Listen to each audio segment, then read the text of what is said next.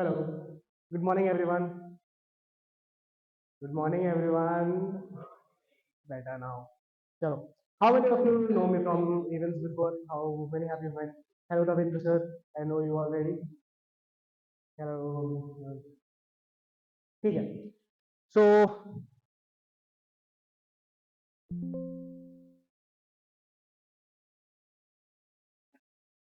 okay. Malware analysis.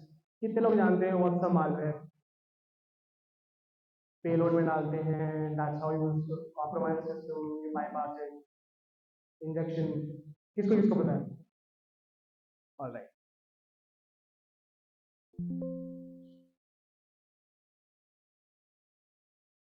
So this is a basic introduction about me. So I'm my work experience is that I'm a security researcher at Security Brigade. Currently, I'm the only resource at on-site live location.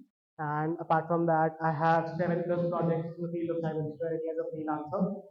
And also, these are some about my skills and achievements that I've been featured in India today for my achievements in offensive security. And apart from that, I had gotten 3 campus placements in development, but मैंने ली नहीं. I like started freelancing लगभग 1 साल किया and then I met Yash sir, जिसको आप लोग जानते होंगे I guess from previous talks. Anybody here? Yash Kadakia. Yeah. So I work for him now. Okay. Unveiling the threat landscape. So what is a malware and what the common types? So there are basically 4 types of malware that we're going to cover today. It's ransomware, Trojan, a spyware, and a fileless malware. So what's the difference between them? Anybody? किसी को पता है? Fileless malware, spyware क्या होता है? Ransomware attack कौन सा type का malware करता है? क्या? कौन है?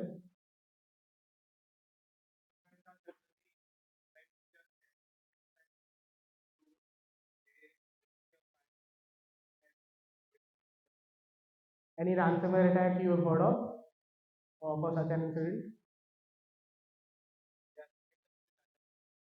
Okay, and you? Right, we'll be covering that. That's one of the most famous ransomware that ever happened in the healthcare industry. So apparently, a fileless malware, if you can tell, it operates in the memory. So whenever a malware injects a memory, whenever it compromises memory, it actually encrypts the data. Or data encryption के बाद it is not very easy to decrypt the data and get the data back on your system. For example, your company might have a file जिसमें आपका client के Excel sheet में thousands of आपके customers की information होगी, their name, Aadhaar card numbers, etc. So if a malware is injected into your system, let's say your server, your system, AD, whatever, अगर वो file एक बार encrypt हो गई तो you won't be able to decrypt it जल्दी so that you can get your data back and the attacker can hold you against a ransomware for it. So you don't want to pay a ransomware and get the data that you already have or publicly if this information gets out, it is ultimately going to impact your business. So do you want that or don't you want that? It's all about taking appropriate actions and cyber hygiene practices and good measures in all ends of your security so that such things don't happen. We talk about Trojans. These are mostly softwares that are in these are softwares that try to steal your information ultimately. If you have a software that is updated recently, जैसे अभी आपने सुना होगा कि Fortinet just got breach, not a breach actually, they got software issues, so they have asked all their firewall systems to be updated to up to a certain point because they got something that they are still trying to figure out. It's not official yet, but anyone has heard?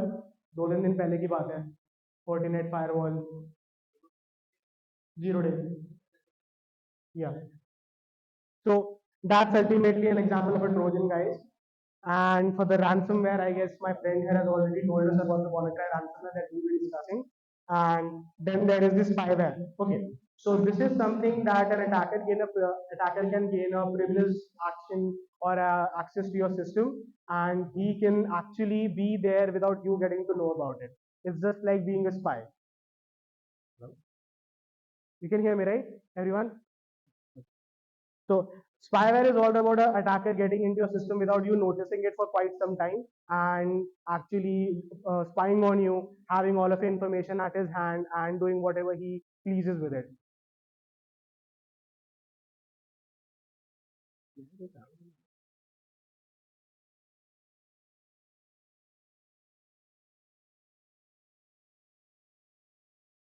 Thanks.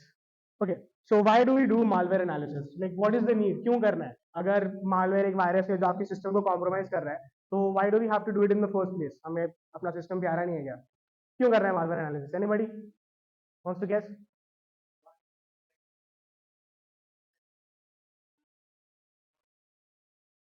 Right, you are. Anybody else want to give it a try? Sorry?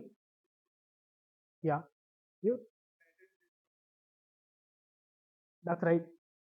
So we need malware analysis to provide critical insights of how a malware will actually work when it gets into your system. And how will you do that is all about what we are going to discuss. But malware analysis basically you do so that you can get to know how a malware is going to infect your system, उसका action क्या होगा, वो आपके data को encrypt करेगा, steal करेगा, या it will do something else that you cannot actually get to know before it actually does it. So it's all about trying to figure out what a malware does. That's why we need to do malware analysis. Abhi you just go to whatever console that you code on, you create a malware. For example, आप एक ऐसा malware बना रहे हो that steals the information of whatever is being typed, like a keylogger. You're building a keylogger and you inject it into a system, or you can inject it into a system like cyber cafe में आपने inject कर दिया. Supposedly कोई वहां पे गया and he logs on to their Instagram or their Facebook or their Gmail account for instance. अगर उसका Gmail का ID password आपको मिलेगा तो you actually have almost all of his accounts, right? You can get the backup codes, OTPs जो भी generate होता है. So that's game over for him, right? So you don't want to actually go and do that in a cyber cafe, do we guys? Apart from that, we have the objectives for the we have the types of that we are going to discuss: hybrid analysis, we have the static analysis, and we have the dynamic analysis of malware. So malware analysis for a safer cyber world, because ultimately we need to understand of what we're dealing with so that we can build our systems against it. We can build an infrastructure that figures out if a malware is getting into our system, what is going to impact in the system, and things like that. So yeah, the techniques. So we are going to actually discuss different techniques. We start with static analysis. That is, we are going to actually analyze the malware code. How many of you are from a background where you actually can code or understand what's happening in the backend?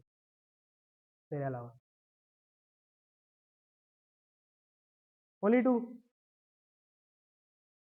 Guys, if you have to have an understanding in the field of security, you need to understand coding, basic DSA वगैरह.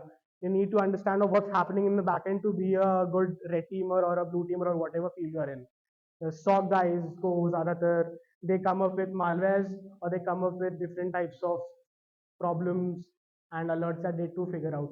So SOC वाले जो भी हैं guys, pull up your socks. आज नहीं तो कल coding सीखनी पड़ेगी. ठीक है? So we have different tools like IDA Pro and Gidra that we can use for this. And there are basically, as I spoke, static analysis, dynamic analysis, and hybrid analysis. जैसा हम करते हैं.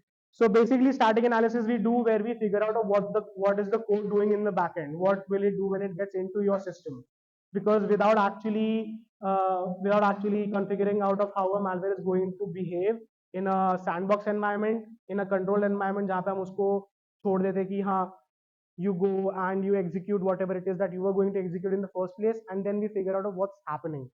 So before we do that, we need to first analyze कि code क्या कर रहा है, backend पे क्या बोल रहा है, क्या command चल रही है, क्या query चल रही है, आपकी कौन सी root directory में bug जाएगा, वो bug आपके system को कैसे compromise करेगा, क्या access देगा, AD में जाएगा, server में जाएगा, IDS, IPS किस end पे DLPs block करेगा, क्या करेगा. Then you come on to the dynamic analysis. Anybody here who has actually done any sort of analysis in a sandbox environment earlier? किसी ने किया है? Okay. So what happens is when you actually put a malware into a dynamic analysis into a sandbox environment, you have to figure out of how the malware is behaving. वो क्या compromise कर रहा है? what part of your system is getting compromised and how you need to build up your defenses. Because cyber defense आप तभी build कर सकते हो जब आपको पता है कि आपके attacker का intention क्या है. Until and unless you are innovative enough to think like an attacker, जैसे आप अपने system को attack कर रहे हो, you cannot build a defense, a robust defense that is going to defend your system against an attacker. Does that sound good? Guys, I can only see nodding heads. So observations may mostly you analyze of how the network traffic is getting hampered, of how your network traffic is changing, firewall से आपके network traffic में behavior में कैसे change आ रहा है, कहाँ पे आ रहा है, आपके कौन से debugging sandbox evasion techniques आप use कर सकते हो. Because अगर आप अपने debugging नहीं करेंगे तो you cannot ultimately analyze your code in the sandbox environment, guys. You have for your analysis in your dynamic analysis for the sandbox environment, you'll have to figure out the sandbox evasion techniques. Limitations. Okay, so her sandbox her technique की अपनी एक limitation होती है. So for this you have a risk of containment in the breach, because अगर आप sandbox environment use कर रहे हो तो ultimately malware अपनी full potential पे work नहीं करेगा, because after some time it does realize that it is in a confined space, that it cannot fully execute whatever it was asked to execute in the first place. तो आपको एक sandbox environment में एक controlled idea ही मिलेगा कि आपका malware actually में क्या कर रहा है. Then comes the hybrid analysis. So this is just you are doing the static analysis and then you are doing the hybrid dynamic analysis for the hybrid one. इसमें आप दोनों टाइप के analysis करते हैं and then you generate a report of how the malware is affecting. वो आपकी कौन सी OWASP top 10 की vulnerabilities हैं जिनको exploit कर रहा है, या ऐसा कौन सा पार्ट है आपके सिस्टम का जो ज्यादा हार्मफुल हो सकता है अगर ये मालवेयर एक्टिव हुआ आपके सिस्टम में, तो या आपके नेटवर्क में या आपके इंफ्रा में. Benefits of this is it just helps you detect and it gives you a complex report of how this is going to work, because rather than just doing a static or a dynamic analysis, a hybrid analysis would be really great because this gives you the result of both of them. So these are some tools that you can actually use for malware analysis. We have different types of tools actually. So एक type के tools होते हैं debuggers, wherein you actually analyze the code. अगर कोई development background से है तो ही और शी माइट अंडरस्टैंड कि डीबगिंग में आप एक्चुअली क्या करते हो. And then we come on to the sandbox tool for malware analysis that we do in the dynamic analysis. So these tools you actually use in the static analysis and ये वाले हम mostly use करते हैं अपने dynamic analysis के लिए. And both of them together they come into the part of your hybrid analysis. So we have X64DBG that is widely used for debugging, because when you actually analyze the code, you need to understand कि आपका कौन सा part affect हो रहा है, rather than just going through the code of what it is doing in the backend. You need to understand of what part it is actually exploiting. Then apart from that, IDA Pro is also very widely used, but it is not recommended to use that because this has a better UI that it offers. Agar if you ever come across having a pick out of these two, I'd suggest you go for the X64. It's better. Like that's my personal choice, guys. आप लोग जो choose करना है कर सकते हो. Then you have different tools as well for network analysis, because you need to understand अगर आपने एक बार detect कर लिया कि this particular malware is actually working in your network, or it's hampering your memory, or it is going for any additional parts of your system, you can come up with different dedicated tools. Anybody who has attended previous sessions of like Chinmay, anybody knows Chinmay? किसी ने attend किया है उसका C2 server Discord का जो उसने एक bot बनाया था? Anybody? Okay. So there's a different type of server that's command and control. You can actually control an entire server from the click of your phone. So Chinmay is one of us. He's not here today, like event में नहीं है. So he actually made a bot on Discord wherein he was able to control an entire server on the click of a button. You can shut down the server, you can restart the server, you can flush out a virus, You can actually control the entire function of a server from your cell phone. So the purpose of network tools is ultimately you detecting the behavior of your malware, of how it is going to capture and analyze the network traffic. You capture it. Wireshark use किया होगा सबने? किस किसने use किया Wireshark? और अच्छा, किसने नहीं किया Wireshark?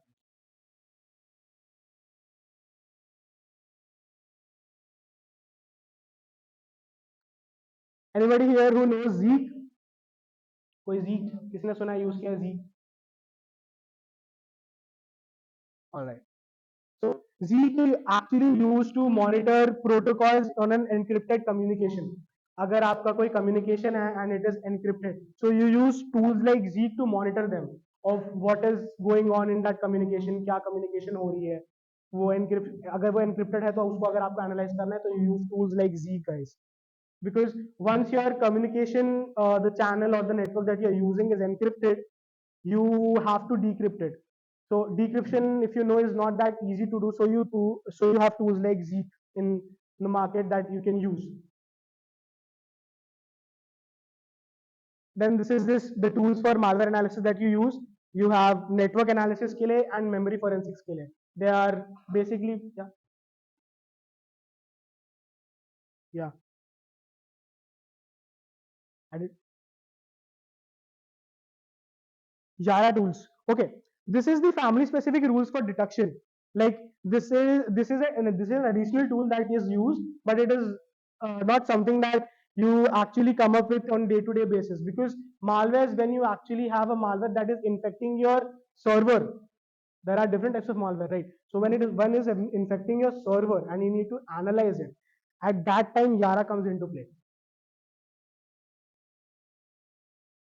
No see Yara has a very different type of UI. वहां पे आपका जो भी मालवेयर रहता है ना, you have to debug it. This can do actually all of the job. Yara is like one stop shop for your malware analysis. You can actually have a sandbox environment, a dedicated sandbox environment as well, and you can also analyze your code in this. So this actually is used for dynamic analysis, but it is not. But you don't have to. It's very expensive first of all, and second, you have to have a really good hands-on experience with sandbox environments to operate this.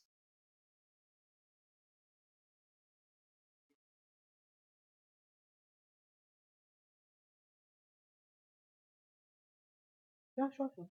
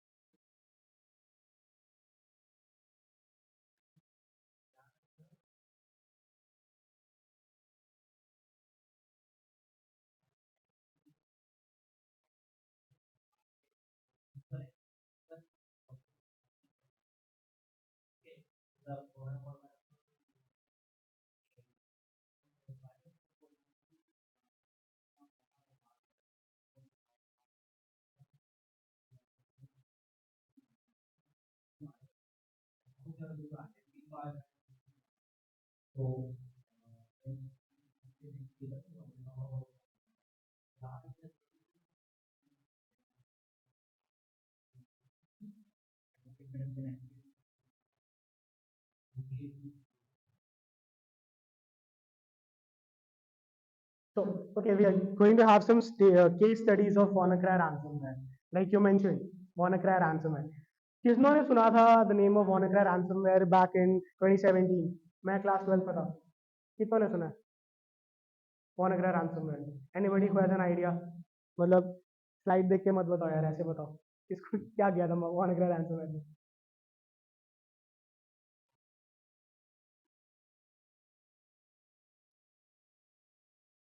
Like, can I,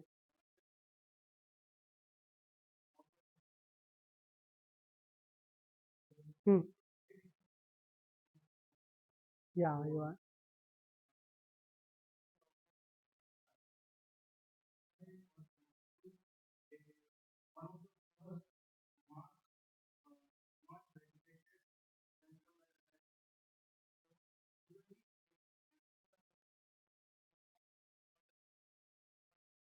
for monitoring it. Exactly.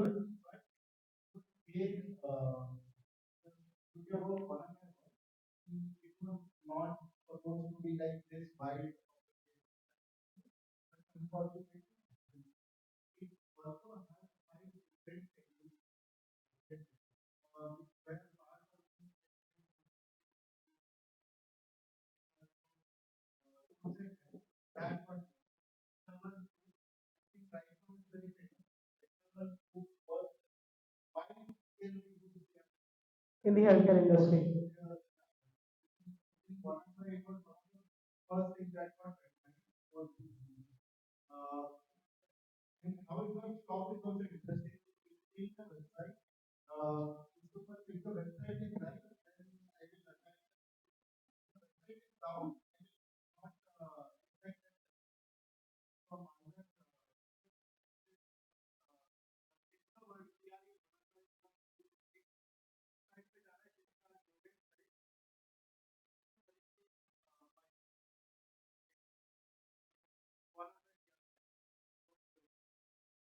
So you have like mostly covered the entire thing that I was going to cover. That's great. So WannaCry ransomware, guys, it was an attack that had happened in the healthcare industry by Eternal Blue, like my friend here just said. So Eternal Blue, it exploited an Eternal Blue assembly vulnerability and spread rapidly in the healthcare industry. Now, I don't know of what future course you guys would be, going on, but I'd just say my personal advice: if you're doing anything in your life, do not hamper with the healthcare industry. बहुत लोगों की life का question होता है. So here you can see it happened in the healthcare industry. So that's why this was one of the most notorious malware, and it has gained its name by widespreadly in the field of security. So Eternal Blue was an assembly vulnerability जो बहुत widely spread की थी, and it infected the systems, and they had demanded bitcoins in ransom. At that time I'm not really sure bitcoin की value क्या थी, but I guess उस time भी बहुत थी, अभी से comparatively come, but at that time it was really great, the ransomware, and it caused global disruptions in the healthcare industry. The key findings by the static analysis revealed that it had hard-coded kill switch domain that halted the attack spread. Because static analysis के बाद ये पता चला था कि it had hard-coded the entire switch domain, जिससे उसका जो भी attack का जो spread था वो halt पे आ गया था. That's how the static analysis helped in stopping this entire WannaCry ransomware attack. And dynamic analysis showed that it had a scanning behavior for self-replication. That's why it caused a global disruption of services in the entire healthcare domain. Then this is the impact. It costed nearly around 4 billion in globally, and the critical services were mostly out of the UK and Europe. And the entire medical records of patients were encrypted. So as I told, memory forensics mein, if your data is encrypted, you have to pay a ransomware in whatever way the attacker is demanding to get your data back. Because if this thing goes public, you'll lose a lot of business value, your name, reputation, everything will be at stake. So for that, the key takeaway from this ransomware was you have to highlight the timely patch of your system. If there is any vulnerability, the SOC team, the TI team, the DNS team, the entire security team has to patch it on timely basis, because if it gets exploited, your entire infrastructure and the network is at risk. किसी ने solar wind supply attack change सुना है? Would like to tell? Anybody else? Anybody? देख के बोल दो यार. ठीक है. So the background of this is that the SolarWinds Orion updated the deploy the Sunburst malware. So this basically had a long-term stealthy access to the affected networks. If you remember the network forensic tools that we spoke of, network tools that the attacker will bypass your system और spyware के जरिए वो आपके system में बैठा रहेगा and you won't be able to know कि कोई और है मेरे system में, until unless you realize that something happens and then you flush them out. Anybody? So the key findings of this after okay, I have to cover.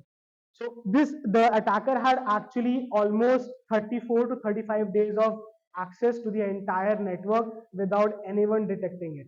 So एक दिन में क्या हो सकता है, we all know. So just imagine someone is having a month into your system and they're not even aware कि आपके system में कोई एक महीने से बैठा है, आपने कौन सी फाइल अपलोड की है, आपका कौन सा बिजनेस कैसा जा रहा है, आपका कौन सा प्रोजेक्ट ऑनगोइंग है, कौन सा प्रोजेक्ट कंक्लूड होने वाला है. They can get to know all of it because 32 to 35 days is a very big time, guys. And they gained a long-term stealthy access, and it affected a lot of their business, to be honest. And the key findings after the static analysis were they had an obfuscated code. Now, what do you mean by an obfuscated code? Anybody जिसको पता है कि क्या होता है obfuscated code?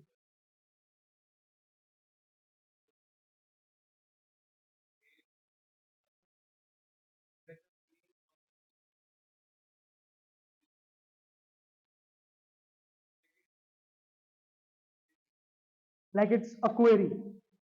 It's a query. That's what you're saying, right? What if I can tell you that we can actually have that query encrypted as well? तो आप जितना देर उसको डिक्रिप्शन में लगाओगे आपको उसका लगभग डबल टाइम और लगेगा to actually understand of what that code is doing.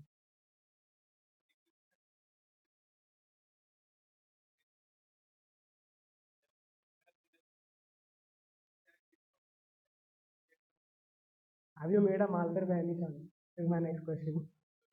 Okay, so it had an obfuscated code जहाँ पे the code is written in such a way that you are not able to analyze it. Like it takes a very vast amount, it takes a very long time to actually analyze कि code में actually क्या लिखा है. So even you have to approach different type of coders or developers to understand of what that code is actually doing. You have to understand of what that code is doing in your backend. And other than that, after the dynamic analysis, it revealed that the entire network communication was mimicking in the legitimate traffic. आपका जो पूरा network traffic है वो mimic हो रहा था उस code के वजह से. तो just imagine you are getting like tens of thousands of network traffic और वो पूरा का पूरा आपका ट्रैफिक मिमिक हो रहा है. So you are not getting to understand that for like 33, 34 days कि आपके बिजनेस में क्या चल रहा है. So the impact was actually Fortune 500 companies and a few of the government agencies as well. Now I won't name the name of the agencies, but you can say that it is one of the strongest nations in the country, in the world. And उनकी जो covert operations की agency थी, it was affected for nearly a month. And all of their agents in Central Europe were compromised. I know this because I come from that background, sort of, so privileged information. And apart from that, this highlighted the vulnerabilities for software in supply chains because supply chains को हमेशा neglect करते हैं. People are mostly focused into IT and security companies. जैसे if I ask you, most of you will tell me that target companies would be like Google, Amazon, Microsoft, Wipro, Cognizant, Accenture, right? But these are all IT companies. Can anybody name two companies in security dedicatedly who work into security? Okay, and okay, so I guess we have a good crowd who knows the difference. That's nice. So the key takeaway was you have to reinforce strict supply chain security for proactive monitoring. Now I guess that is something that Sir would cover in the next talk of monitoring and threat hunting. So I'll not touch that. The bedrock principle for security and cyber defense, proactive threat detection and hunting. Why you need to actually understand of what is the threat and why you need to be very actively hunting it. Because अगर आपने threat identify कर लिया और आपने उसके लिए action नहीं लिया, the next thing you know is that virus or that malware or that vulnerability is being exploited and you are at risk, guys. Because अगर आप कंटिन्यूस नहीं रहोगे अपने डिफेंस के लिए तो अटैकर तो बस एक मौका ढूंढ ही रहा है. He has to get lucky just once. An attacker just has to get lucky for once और आपको हर बार lucky रहना पड़ेगा. So you'd rather be lucky or you'll work every day to build your defense stronger and to see कि कहाँ पे मेरा defense weak हो रहा है, where I can improve. Anybody who has done any real time red teaming या PT पहले किया है किसी ने? Apart from Ronak here. Anybody? कोई hack the box solve, कोई machine solve की हो या THM पे? So is there any vulnerability that you have come across या ऐसा कोई particular way of exploiting it that you use on common basis जो आप सोचते हो कि ये real world में हो सकता है? Do you apply your analyzing and your attacking skills on real day? करते हो? Okay. Proactive threat detection and hunting. Why do we need threat hunting?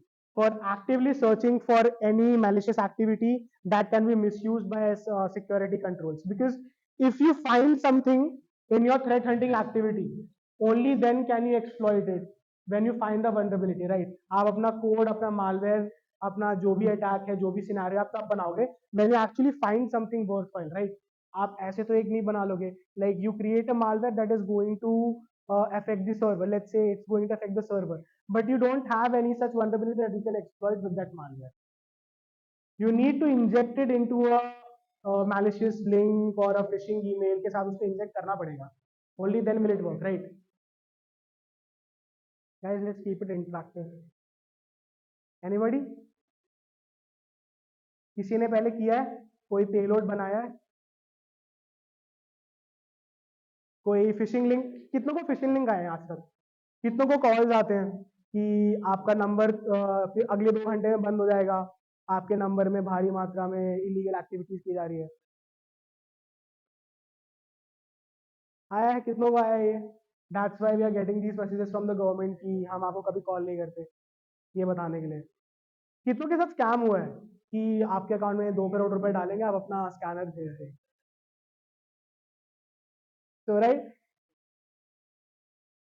What where do these guys actually get your numbers? कभी सोचा है उनको आपका number कहाँ से मिला? फिर भी उनके पास नंबर गया कहाँ से आपका? आपका नंबर है, अभी आपका नंबर मेरे पास नहीं है, बट लेट्स से कि आपका नंबर मेरे पास आया and I am giving you a call. So how did I get your number in the first place? Have you ever wondered? Like, and right, एक बहुत नॉर्मल से एग्जांपल दूं. कितने लोग मैकडी या बर्गर किंग गए हैं? मैं जाता हूँ यार, मेरा तो फेवरेट है. ट्रू कॉलर्स तो थोड़ा सा एक लेवल ऊपर है. I am talking about McD, burger king. जब आप जाते हो तो ई बिल्स लेते हो आप लोग? Thank you for shopping with us, we expect you to visit us soon, ये promo code. So people have come up with a lot of data apparently, wherein they have your Aadhaar card numbers, they have your PAN card numbers already, they have your account, they have your Aadhaar card numbers, name, email address, and your contact numbers. So that's how they have a whole database जहाँ पे सिर्फ हमारा नहीं, they have millions of people जहाँ से वो randomly select करते हैं call करने के लिए. And that's how they get to speak to you कि लोन चाहिए या आपका नंबर बंद कर देंगे. So for such, if you're not actually aware कि आप अपना नंबर कितनी जगह पे दे रहे हो, you will end up getting different type of emails in your account, guys. And trust me, one email out of 10 will obviously have a malware injected to it or a phishing link email. You just have to click once. बस एक बार click करना होता है. Then the key benefits of having threat detection and hunting is that you uncover advanced persistent threats and stealthy malware attacks.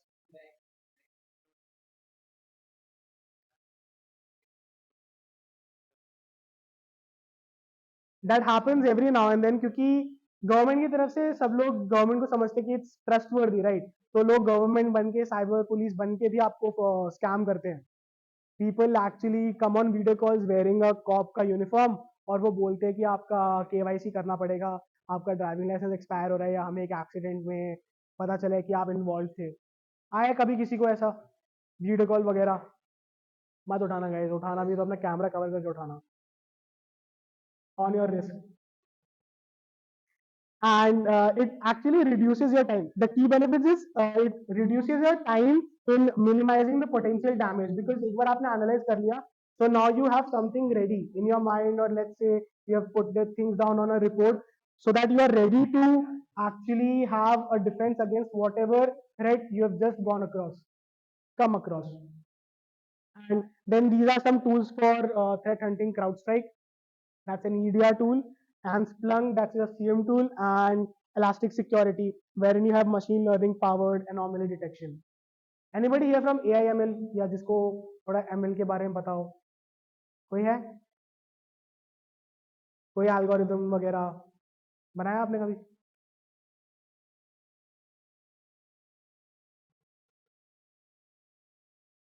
Large language model?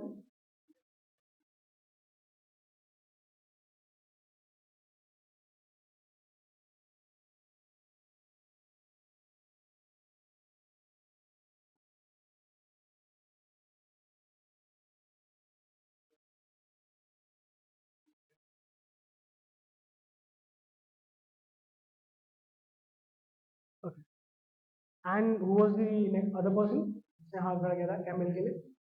You? Okay. So from detection to containment. Okay.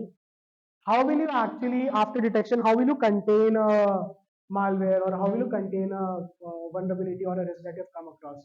So first you actually prepare, you establish a readiness resource for your potential incidents, because once you are prepared, only then can you come on to the detection part. अगर आपके पास एक बार tool है, या once you have the resources, only then can you hunt for it, right? Then comes the detection part, where you actually identify, you recognize a particular set of, let's say, you got a domain squatting ka link, कि this particular person has created a link that squats my domain, मेरे domain का mimicry करके इसने मेरा traffic लिया है. जैसे Amazon.in का बहुत बार आता है कि A के बजाय they use @ वाला A, and they take you to a different link. They offer almost everything that Amazon offers, but then it is not a trusted source. So that's an example of a domain squatting. Once you detect that, then you actually need to report, or you can say contain it, because it's a risk. It's a threat to your own system. It's a threat to your network, right? So तब आपका containment आता है, where you actually implement measures to limit the impact of the incident. Once you have contained it, you need to eradicate it. एक बार आपने contain कर लिया, anybody here who has ever come across a virus, जिसके system में कोई virus है, उसका system format किया हो? टॉरेंट्स? टॉरेंट्स यूज किया कभी किसी ने? अब तो लाइक बहुत कम हो गए होंगे torrent users, I guess. So torrents पे सबसे ज्यादा वायरस मिलते थे in the around the time of 2005 to 2012. ये 7 years टॉरेंट्स वाज एट इट्स पीक, और सबसे ज्यादा वायरस वहीं से मिलते थे. So that's why that is the time जहाँ पे बहुत सारे antivirus companies came into being, like McAfee, Pandas, ये बहुत फेमस हुए थे उस टाइम पे. अब आज यूज किया कभी किसी ने? पुराने सिस्टम्स में सीरीज आती थी, कोड उसका एक सीरियल नंबर आता था. So that's an example of containment of a virus, where you actually contain it, and then उस antivirus service को use करके you eradicate it, removing the cause and the impact. वो आपकी जो भी फाइल रहती थी उसको डिलीट करने का सजेस्ट करता था, एंड वो आपका सिस्टम स्कैन करता था. एक फुल स्कैन होता है, एक कुछ स्कैन होता है. Anybody has done that? आवाज से. Then recovery. If your file was, let's say अगर आपकी फाइल होगी, आपकी कोई it contains some photos of a trip that you recently went with your family, and you need to recover it. तो वो क्या करेगा? It will just take your files or your photos, and it will remove the virus from it, and it will give you your data back, and you can then download it, or copy paste it into your folder again, and it's good to use. Then post incident analysis. अभी कितने लोगों ने अपनी कोई problem होने के बाद उसको कभी एनालाइज किया? एक वायरस फ्लश आउट करने के बाद देखा वायरस आया कहाँ से था? एनीबॉडी? हिस्ट्री में जाके देखा मैंने कौन कौन सी वेबसाइट विजिट की है. देन अगेन कितने लोग अपनी हिस्ट्री डिलीट करते हैं विजिट करने के बाद? Anybody guys?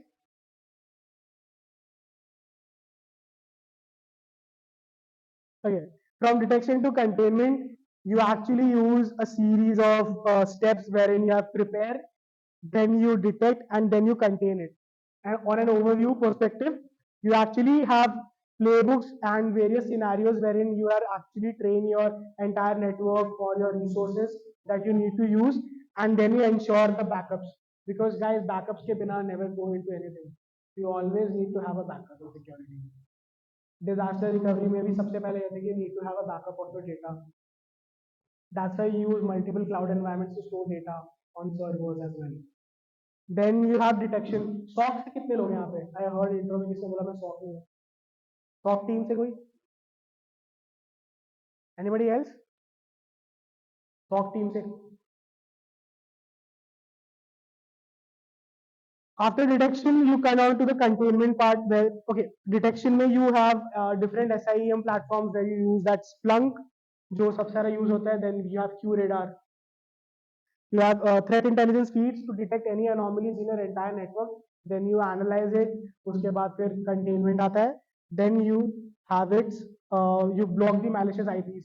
DDoS end पे कितने लोगों ने कभी ping किया अपने activities में DDoS किया है किसी ने? कोई भी नेटवर्क में सबसे ज़्यादा जब आप पिंग करना स्टार्ट करते हो तो DDoS पे डिटेक्ट होता है. And DDoS is the level where your IPs get blocked.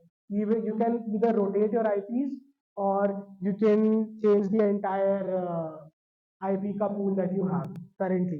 Then you ensure that the attack doesn't propagate in the network. That's how you do it. Then this is the next steps that we have already covered: eradication, recovery, and the post-incident analysis. So eradication, you actually have the patch that the security flaws that you had or the security gaps that you had, you have them patched, because वही vulnerability होती है वहाँ पे that gets exploited. Anybody has ever exploited any vulnerability? कोई vulnerability मिली हो और आपने report की हो? Any bug hunters?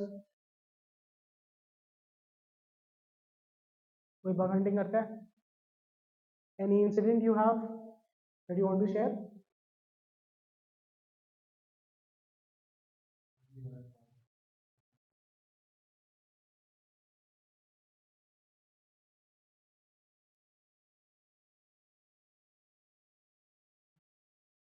Okay, so after you have eradicated, you have actually patched the security gap. Then you come on to the recovery part. You monitor your systems for residual threats, just like the SOC team here. And then you have the post-incident analysis. करता है कोई? किसी ने किया है post-incident? Reports के लिए we generally do that. Then okay, the a history of all the notorious malware. Sorry. History of the notorious malwares. Anybody can anybody tell me किसी ने इनमें से कोई भी malware के बारे में सुना हो पहले? WannaCry को छोड़ के, because we have discussed that. WannaCry and supply chain वाले छोड़ के. Which one? Tell me. Wanna share?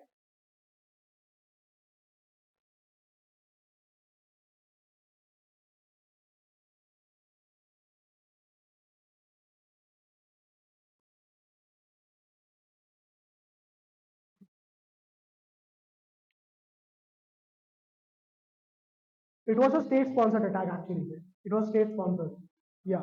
So the thing with all the malwares is, malware में आप जितना effort डालोगे, जितने resources डालोगे, उतना आपका malware not easy to detect and kill होगा. Because if you are going for a cyber warfare, then you will have to just throw in a lot of money into your hacker group for whatever purpose you are doing it, and then you have to start the so-called cyber war. How many of you have heard that there's already a war going on between the US and Iran, like he just mentioned? कितने लोग जानते हैं actively? Okay. And anybody else? The Russians are actually Russian hackers are the most elite group जिनके बारे में लोग इतना सुनते नहीं है, but they have the best infrastructure for all sorts of security cyber war practices. कोई जानता है? Anybody has come across any article? Okay. Okay, so Stuxnet was actually, it happened in 2010. That was a US state-sponsored cyber war that was initiated for the state of Iran, and they had created different industrial control systems to actually have a lot of operational technology framework disrupted in the entire state of Iran to block out their resources. उनके finance supply को cut out करने के लिए this was actually started, Stuxnet. It happened in 2010. Sir might be aware about it, I guess. Sir, Ravindra sir, सुना है? Then Monaco, we have already discussed, guys. Healthcare पे हुआ था. It cost nearly around 4 billion dollars, and a lot of patients sadly were, you know, then not पे क्या. Anybody? किसी ने ये तो सुना होगा यार. ये अभी recent days का यूक्रेन का ही है. नहीं सुना? Okay. It was a bypass disguised ransomware that was spread throughout the Ukraine accounting software. There was a bank in the Ukraine. I would not name the bank, but they had rendered the systems unrecoverable, and that nearly cost them $10 billion. उनके bank के जितने भी systems थे, that were of no good anymore, and the entire information, जो भी data था, it was lost as in गया. They have no way to recover it, and it cost nearly around $10 billion. So if you ever have any sort of ransomware attack that you come across, it would mostly be into the accounting industry, the banking industry, because ultimately अगर आपको ransomware चाहिए तो you'll have to go for money, and bank से ज़्यादा पैसा I don't think लोगों के पास होता होगा. Then we have EmoteNet. It was also again a banking Trojan that was turned into a malware dropper, and it was used for banking credentials leak.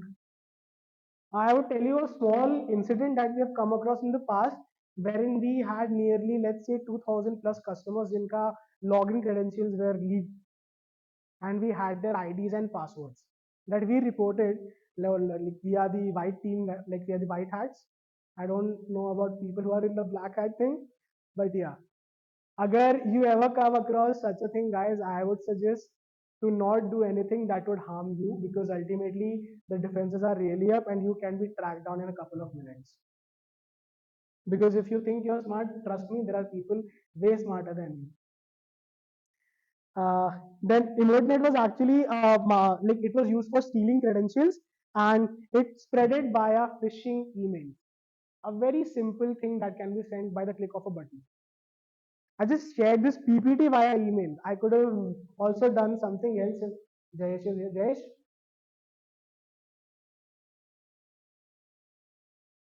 Black energy, ये तो सुना होगा यार. This peaked. This happened in 2007, but it peaked in 2015 again. ये it reoccurred. ये सुना है किसी ने? Okay, I'll just tell you. So it was a malware toolkit that was used to attack the critical infrastructure. Again, this happened in Ukraine, and it happened in the industrial control grids. It rendered the power grids for, let's say, around 8 to 10 hours. There was complete blackout in a particular part of Ukraine. Like there was no electricity. The entire power grid was rendered useless, and it took more than 8 9 hours to bring the backup generators on. And if anybody knows कि Ukraine में कितनी ठंड होती है, this happened in peak winters, guys. It happened around 20 December के आसपास, Christmas, around the time of Christmas. So holiday season था, everybody was out, and that time group of people decided कि why not render the power grids useless for a couple of hours, and they gained. I don't have the exact figure, but yeah, I guess the amount was in billions. We have a few more that I would like to cover. This is one of the most recent ones. It happened in 2018, and it targeted the enterprise systems, and it encrypted data. It encrypted data to demand payments, and they also earned in millions. You have a few more examples. Zeus in 2007, again it was a banking Trojan, and we had a botnet in 2016. Now this one here, IoT कितनों को पता है? How many have you worked in IoT or studied IoT as a subject in your engineering? How many of you know a DDoS attack in an IoT? किसको पता है? You'd like to tell? बोल लो. Okay. So this happened in affecting platforms like Netflix and Twitter.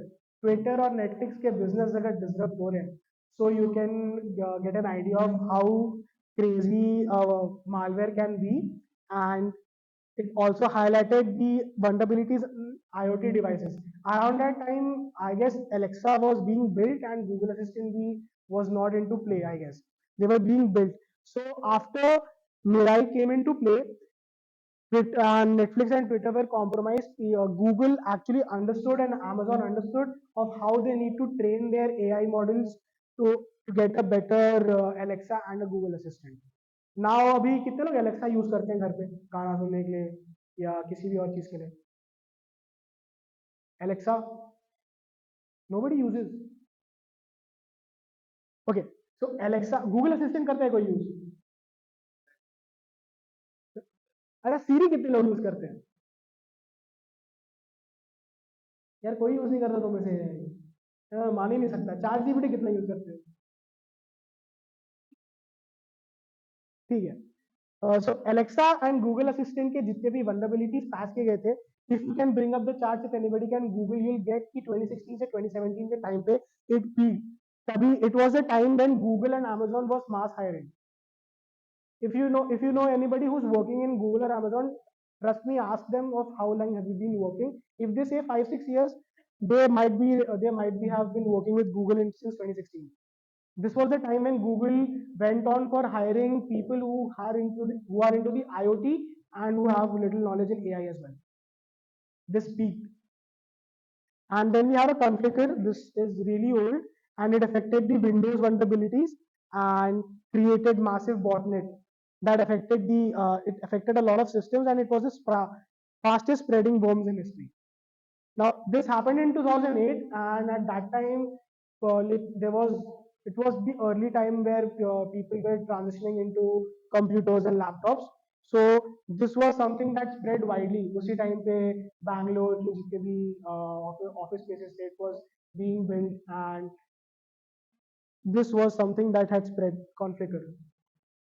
Then we have Pegasus, last one, that it was a spyware and it had a zero-day vulnerability. कितने लोग zero-day vulnerability जानते हैं? Would you like to tell what's a zero-day vulnerability?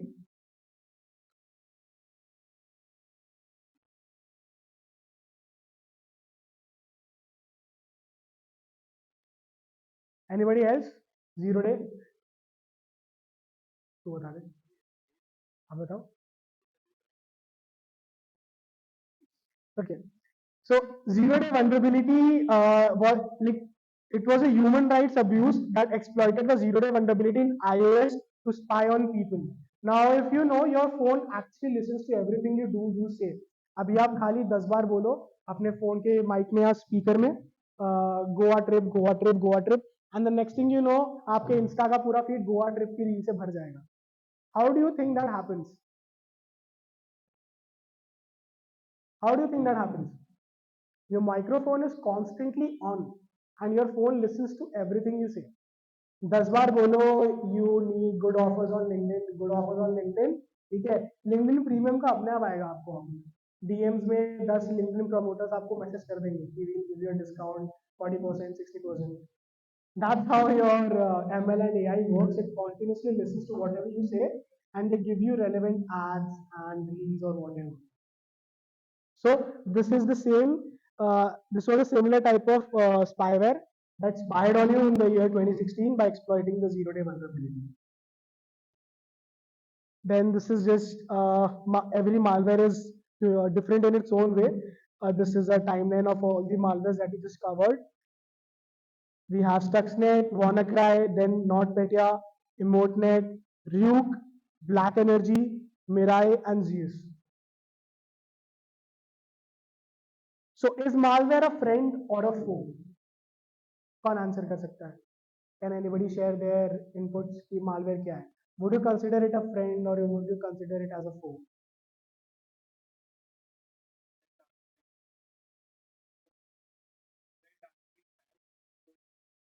Can you tell?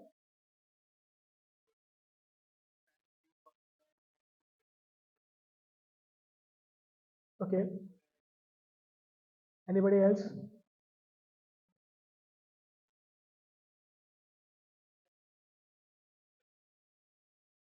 Okay. So malware I would actually tell malware as a friend because, of course, we work on a lot of it. But, but if a malware is compromising a system and you are not aware about how a malware operates, then I guess you might be in the circle that would consider it as a foe, because ultimately it's your understanding of something that relates to whatever relation you have to it, right? So to understand of how a malware works is something that you can develop over time, and in security you'll have to have a testing environment, R&D, monitoring, and political activism that is done for the entire ethical hacking and PT whatever you do. So malware, basically you have different types of people who use it for their own purposes, or you who defend you against it.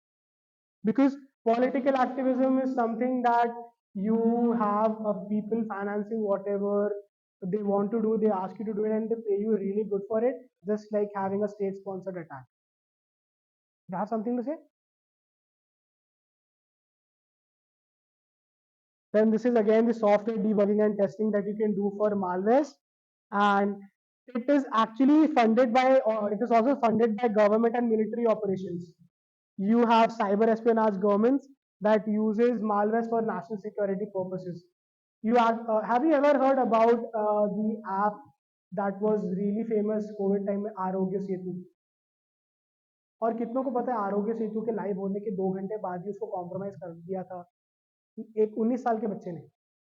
Anybody knows? Within 58 minutes, it was compromised already. Anybody used Aarogya Setu ये जानने के लिए कि मेरे आसपास कितने लोग infected हैं, या आरोग्य सेतु किसी ने खोला? मैंने तो यूज नहीं किया था. I don't have an idea, but anybody use? क्या देखा था आपने? आपसे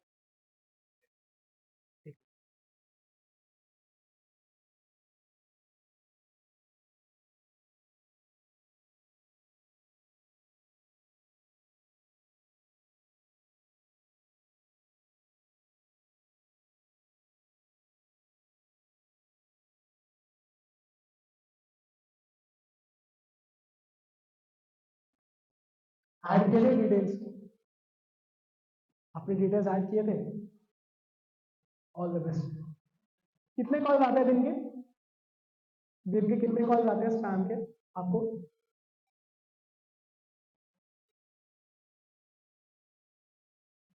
Okay, so government and military operations are actually funded for malware to tackle threats. Actually, आप threats को tackle भी कर सकते हो if you have a malware in place. Before, it's just like the mindset कि you attack the attacker before it attacks you. like, आपको पता है सामने वाला अटैक करने वाला है, तो आप पहले काउंटर अटैक कर देते हो उसमें. So that's why you can have malware as a friend, but only if you are authorized to do so, guys. Authorization के metrics जान लो. Then awareness and education, I guess everybody here is getting aware or being a little educated about malware. Then you have the workflow of how you can actually create a malware. I'll just give you a vague scenario because I don't want anybody to use this information and create something they don't want to. So you actually select a type of malware that you want to create, and you have to code, of course, ChatGPT you can use if you want, and then you have to embed your payload. You have to embed that malware into a payload, into any document or URLs, and have a backend operation of how that malware is going to work in the backend, and then what it is going to impact. It is going to impact on the EDR end, it is going to impact on the DLP part or whatever, or it is going to have to hamper your network. So you have to ultimately identify gaps that your malware is going to exploit. If the gaps are not patched, then you have to choose a attack type of the scenario that you are going to use. Then you have to code according to that. Obfuscating the code is something that you have to do. अगर आपको चाहते हो कि आपका malware थोड़ा आपको एक time gap they, so that you can get into the system, get something out of it. Then embed it into a payload and create a malicious URL, or put that URL into a document or whatever. Then a delivery method. Guys, this is something you need to focus on, the delivery. Your entire efforts will be decided by this, and then you execute the payload, and backend thing it will do on its own. Then this is the dev techniques. Encryption you can use, and dynamic code modification in real time, and you can objectify your target for your environment. So this is a brief focus on the type selection. You can select, agar you have to have a financial gain, you can go for ransomware. If you want a remote access, Trojans are the best. Rootkits, I would say stealthy attacks ke liye hai. It takes a lot of time to build, a lot of patience. And keyloggers, easy on the go, can be done within a week's time, and it would like it has a better accuracy of getting you the results you need. Then you have a spyware. Again, it is going to take you a lot of time. You need a lot of patience for this. Fileless malware, it operates in the memory, no footprints. If you want to evade something, किसी को बस काम करके, you don't want any gain, just want to, work and कुछ सबक सिखाना है वैसा types. Then you have the botnet. Then botnet is basically for DDoS spamming on a large scale. Distributed attacker, you need a team for this. And exploits, something you can do on a personal level for education purpose. Then again, you have different coding languages you can use. I prefer Python because Python is easy. It's easy to code, and you have to script. You can also use scripting for this, and exploit. You can use pre-exploits that are already there, but you need to change it in real time. उसके understanding में आपका time जाएगा. You'll be having networking and embedding techniques as well that will have to cover. Sorry guys, I'm in a rush. Sort of time हो गया. Okay. Then these are the key takeaways from the session. And any questions, anybody?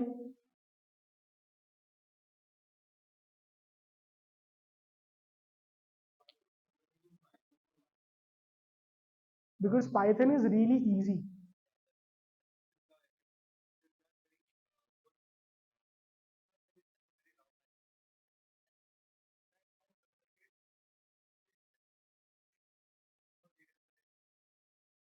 If you have good obfuscation techniques, you can actually do it within, like, let's say, an hour's time.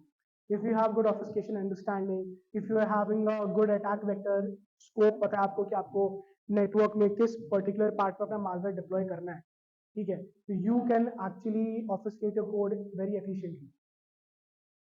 Once you have a vision of what you want to do and where you want to do it and how you want to do it, you will have the flow. So this is my social, guys. Anybody who would like to connect, they can. Yes.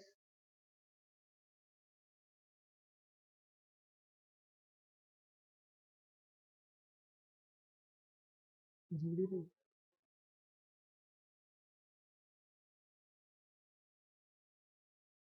IDX Pro बताया था. IDX Pro to analyze, right? You're telling analyze. So debug करने के लिए you can use IDX Pro. You can, you can actually see a malware of, you can actually download a malware sandbox environment में, and you can analyze it. उसके analysis के लिए you can consider IDX. It will do the job. It's your according to your preference completely. Like अपनी अपनी preference की बात है. If you like a burger, भाई मुझे वड़ा पाव पसंद है तो I'll prefer a vada pav, right?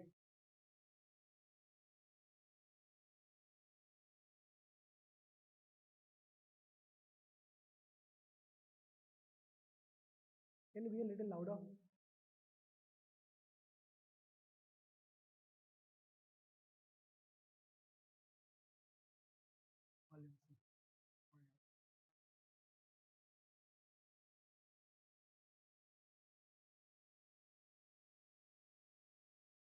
Gidra में और IDEO Pro में, okay, so Gidra is not that much used when it comes to malware analysis by people because of the difference in UI. Preference, again, it's only the. I have almost 15 plus years of experience in cybersecurity. I'm doing threat hunting when there was no word called threat hunting. There was a word called log analysis or defense analysis, something like that. I eat logs, I drink packets, and process are my desserts. Okay, so everything I do is based on threats. Okay, as many threats what the previous speaker has discussed, there are almost 70-80% of the threats I've already discovered and identified. I will tell you how to identify them, how to hunt them, okay, through logs, packets, and processes. Okay, now to start with, Now this is about me and my background. In terms of achievements, there are a lot of achievements that I did. I built a lot of attack flows, almost 60 plus MITRE attack flows I built in my life. Then if you talk about Log4j, I was the first person who has identified different variants of Log4j. Everybody was talking about GNDI query and all, but I was the first one who was able to identify there are different types of reverse connection that are getting established from that. So a lot of achievements in terms of detecting the attacks. Now first start with what those who have heard about threat hunting, please raise their hand. The concept of threat. Those who are from SOC, please raise their hand. SOC analysis, data analysis or something. Okay. So threat hunting is a proactive measure, okay, where you are going to build some sort of hypothesis and you are going to follow that hypothesis. That I want to detect pass the hash attack in my environment, or I want to detect lateral movement in my environment. Okay, so that hypothesis I will build, and to prove that hypothesis, I will use different techniques.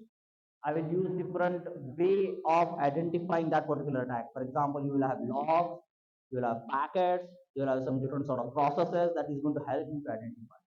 Okay, that is nothing but a threat hunting. Threat hunting is a really big emerging market right now in the world. Please remember this statement, because now over here, how many of you know Kali Linux? Please raise your hand. See, everybody knows. Okay, now how many of you know how to analyze log? Please raise your hand. 1, 2, 3, 4, 5. So out of 100, only 5 members who knows about this field. So think about it, how much is the demand right now in the market? Because as far as my knowledge and my experience is concerned, 97.23% are attackers and rest of them are defenders. Okay, so think about it, how much is the big market? You have to defend 97.23% attackers, which are right now every time they are attacking in the market. Okay. So what are the pillars? What are the main pillars of threat hunting? Okay. So main pillars of threat hunting is only these three. We'll talk about one of them. We'll take one example and we'll talk about process, logs, and packets. Those who have done authentication on their Windows platform, please raise your hand. Those who have done authentication into their domain controller, please raise your hand. Okay. Those who have done authentication on your local system, please raise your hand. Nobody has done. Nobody is using Windows. Everybody. So when you authenticate on Windows, what is the event that gets generated? Anybody who are from SOC? It is for authentication failure. Okay, 4624. So what is 4624 stands for? Authentication successful. Okay, account as successful logged on. Right? Now in 4624, when you talk about logs, so this is a log.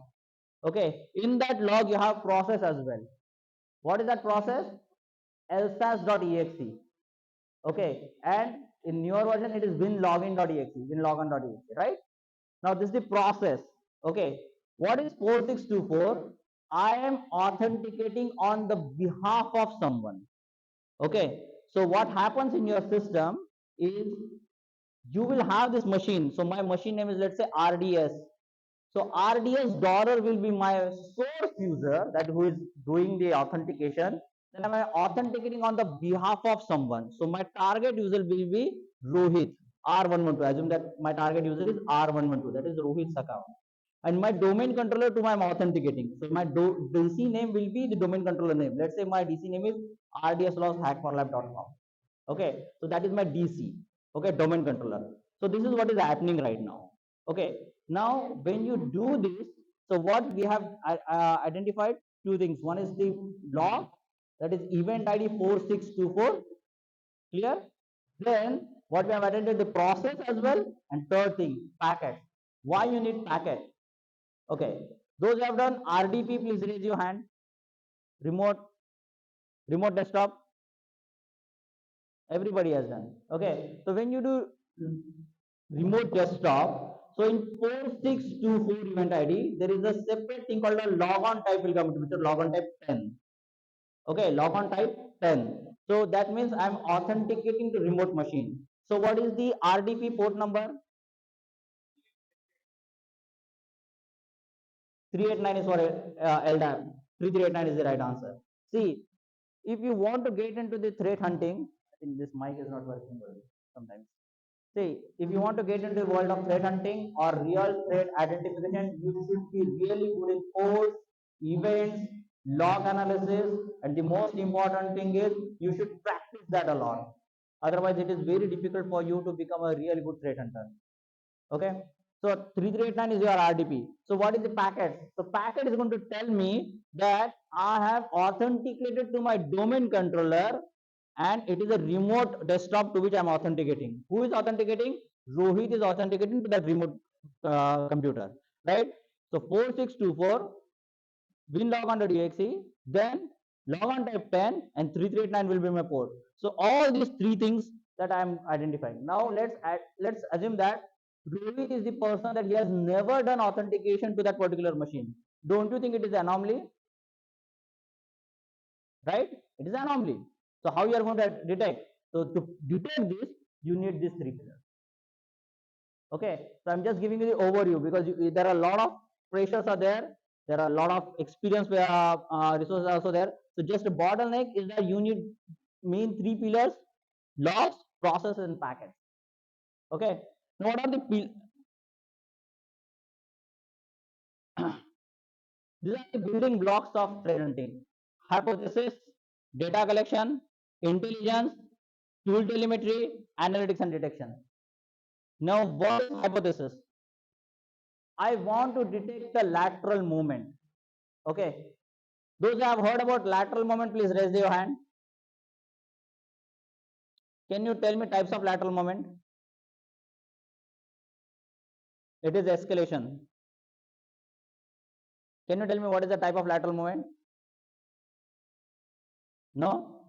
I will show you something. I will draw something for you. How I can come back here?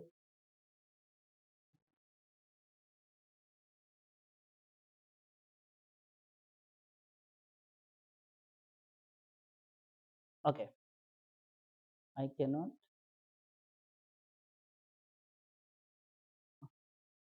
Okay, I'm drawing something for you. So there are two types of lateral movement you need to understand very carefully. One is called caterpillar lateral movement. Have you seen caterpillar? How it works? Uh, so caterpillar is 1 is to 2, 1 is to 3, 1 is to 4. Caterpillar, you have seen the caterpillar, right? So this is the one type of lateral movement. And what is the second type of lateral movement? If second type of lateral movement is in your company, you are done. What is that called? Spiral lateral movement. 1 is to 2, 2 is to 3, 3 is to 4. That means attacker was able to move from one machine to another machine, then from another machine to another machine. Now it is very difficult for any SOC analyst to correlate. It is really difficult for analysts to correlate now because there is no way that you can actually correlate that. Okay, what is the third? Now let's say I am the Rohit. I was able to authenticate to this machine with let's say some name was Amruta. Now from that machine I was able to authenticate to some another machine Million. Now from that machine I was able to authenticate let's say Faisal. What are you? There is no relation that now you have. So there are ways to detect. This is called as pattern analysis. Okay, but if this is happening, that means attacker knows what he wants from your environment. He knows where he's supposed to reach and how he is supposed to reach. Okay, example. I'm going to give you, what is your name? Huh? Rishabh. Rishabh, if I'm going to give you $10,000 and I'm just going to say Khartoum, can you correlate now? What you are going to do with $10,000 and I'm just going to say Khartoum? Can you do now anything? No.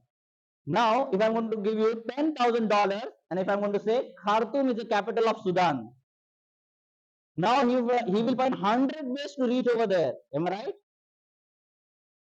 Right? So When attacker is doing spider lateral movement, that means he knows where he is supposed to reach, what are your crown jewel applications, what are your domain controllers, where are your actual assets. Is that clear? Everybody? Those who have heard about sharp hound, please raise your hand. Sharp hound, bloodhound, attackers, speakers who left now. Sharp hound you have heard. Okay, anybody else? No, we'll talk about that particular thing in the next slides. Okay, so this is something which is called as a caterpillar movement and spiral movement. Ever you have seen the spider house, spider net? Okay, it is like this. Okay, now when spider starts from middle, okay, it will move like this, then move like this. Okay, now it is very difficult for anybody to relate that, okay, from where it has started, where it is right now. He will just know that, okay, your spider is here right now. Okay, now if I want to remove his net, it is very difficult. Ever you get a chance to remove the spider net, it is very tough. Okay, they're actually very difficult to actually cut the spider net. Okay, the thread is very good. Okay.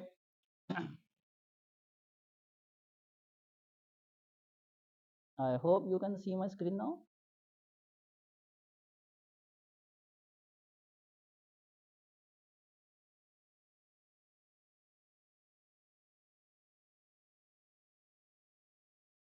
Now, to perform hunting, what you need is the system logs, endpoint logs, network traffic, clouds, and application.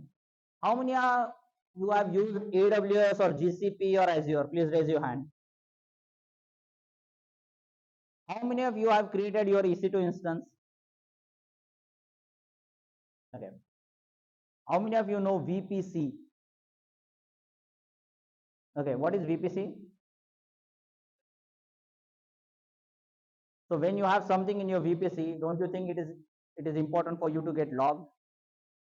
Log, that means you need to have some sort of transaction analysis on that. Who is actually authenticating, what sort of transaction that he is doing on my EC2 instance and log, right? So what is very important for you to understand is these three things, that you need the logs from this. You need the traffic as well from this. Okay.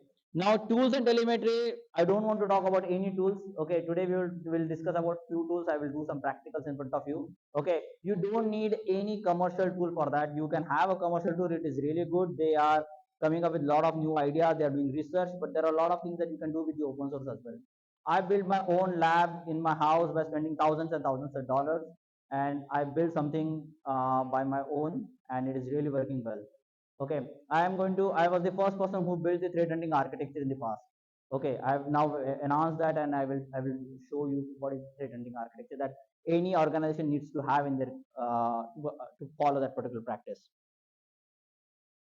Now, why you need threat hunting? Okay, now there is a lot of questions are coming. Now this is the real world attack. Okay, this is source from Microsoft. Let's start with phishing. Everybody knows phishing, right? I am sending an email to someone. Lady, what is your name? Huh? Harshada. You are from SOC, right? No. Okay. Harshada, I'm sending an email to you. Okay. She clicked on that email. Okay. Let's say Harshada is from sales department. Assume that she clicked on that email. What is happening on that machine? Once she clicked on that email, there is a exe will be downloaded, or let's say some sort of thing will be downloaded. It is going to get execute. When it gets execute, what is the event ID that gets generated? 4688. Okay, 4688, where I will have the target process, which is going to tell me that, okay, this process got executed on my machine. That source process will be the file. Okay, that let's say abc.doc, and on the behalf of that file, there is another process that are getting executed. Okay, now that file actually load the PowerShell. Who knows PowerShell? Please raise your hand. At least they have worked on the PowerShell. When you execute a PowerShell in your on your prompt, what is the event ID that gets generated? 4103 4104. I want you to note down all this because I'm going to raise some sort of question on this. Okay, 4103 4104. These are the two event ID. Okay. Now, once it's going to load the PowerShell, so in my target process, in 4688, my target process will be PowerShell.exe. In that PowerShell, once it's going to load the PowerShell, it's going to load the meter repeater. Those who have heard about meter repeater, please raise your hand. Right, meter repeater. So what is the meter repeater port that is getting used? 2222 Okay, am I right? Those who have used meter repeater, please note it down. 2222 So now attacker now is in an environment. He loads the PowerShell. There is a meter repeater. 2222 This is the traffic that we are going to analyze. Now there is a credential that he has done. He has now passed that information to the credential, and he is going to use the same credential for the authentication. Now he is going to use the Mashta to load the meter repeater. What is Mashta? Anybody? Mashta is the process that helps you to load the HTML page. Okay, and meter repeater by default loads the page. Okay, now to load that page, you need a process. Okay, to load that page, you need a process in the backend. Okay, that page will get loaded on the 2222 or 4444 port. You can change the port based on your thing, but by default, these are the ports that are being used. Okay, now once it has been loaded, then it's going to steal the password. Those who have heard about Beef, please raise your hand. Browser exploitation framework. Okay, now he can steal your browser passwords and credential, and he can pass it to the server. Now from there, malicious document and backdoor will be there, and PowerShell load the material. Forget about that. When actually there is a backdoor process on your environment, we'll talk about something that how you can detect that using some queries on your machine. You don't need any tool. You can install that particular software on your laptop in your home. Okay, I will give you all the details. Okay. Now think about this. Can you now say, now I have reached here, and where I started from here? Can you correlate this with any solution right now there in the market? It is really difficult. It is really, really difficult. Now to do this, you need lot of knowledge about the attackers, and you need, if you are using a tool, you need lot of computation. That okay, A happened, then B happened, then C happened, and then C system used XYZ account to perform that, then the meter repeater got loaded, then meter repeater actually executed another process, is now taking the credential, passing that information. So you need lot of computation to correlate this, which is not at all possible. So that is the reason you need state hunters. Okay, I will show you, which will blow up your mind, that actual, those have heard about Blackbuster? Anybody? Blackbuster is a ransomware attack. Okay, Blackbuster, I will show you, there is a kill chain associated with Blackbuster. Okay, I will show you something.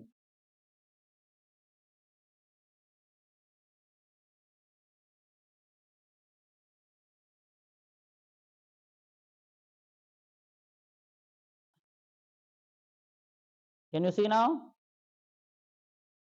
One Blackbuster is executing these many attacks. Okay, so what you are seeing right now is called MITRE attack flow. Okay, it is free. Anybody can use this. You can go and register. You don't need registration. You just go and follow the link. You can start creating your own MITRE attack flows. Now it started with phishing. All these techniques, what you are seeing, execution of files, and everything is getting mapped to MITRE attack. Okay, so this is nothing but the actual Blackbuster ransomware detailed attack flows. See how many techniques he is executing. Credential dumping, credential password store, then he is executing that in memory. When it's someone execute that in memory, what is it is called?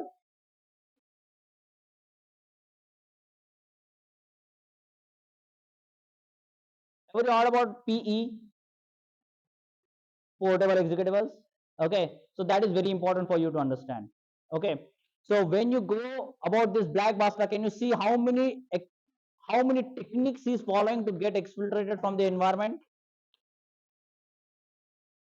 This is called MITRE attack flow. I've built almost 60 plus MITRE attack flows in my career with 100% precision. Okay, that this is the real technique that actual attackers are following right now. Okay, one attack, huh? One attack. How many attacks are happening right now? Every minute there is hundreds of attacks that are happening. Okay, the attackers like you are doing attacks, so you need defenders like me to defend them. Okay, and you need this. Can you imagine, to perform one attack, attacker has to be successful only one time, but the defender has to successful every time when attacker is executing attack. Thousands and thousands of attacks are happening on the enterprises.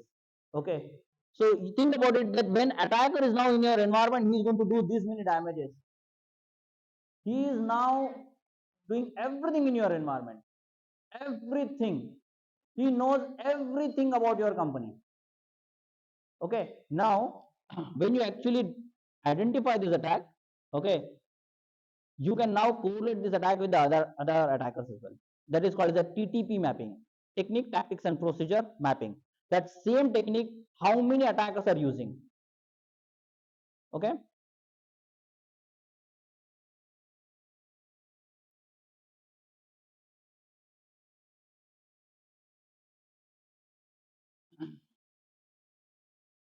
now let's talk about types of threat hunting. So there are two types of threat hunting.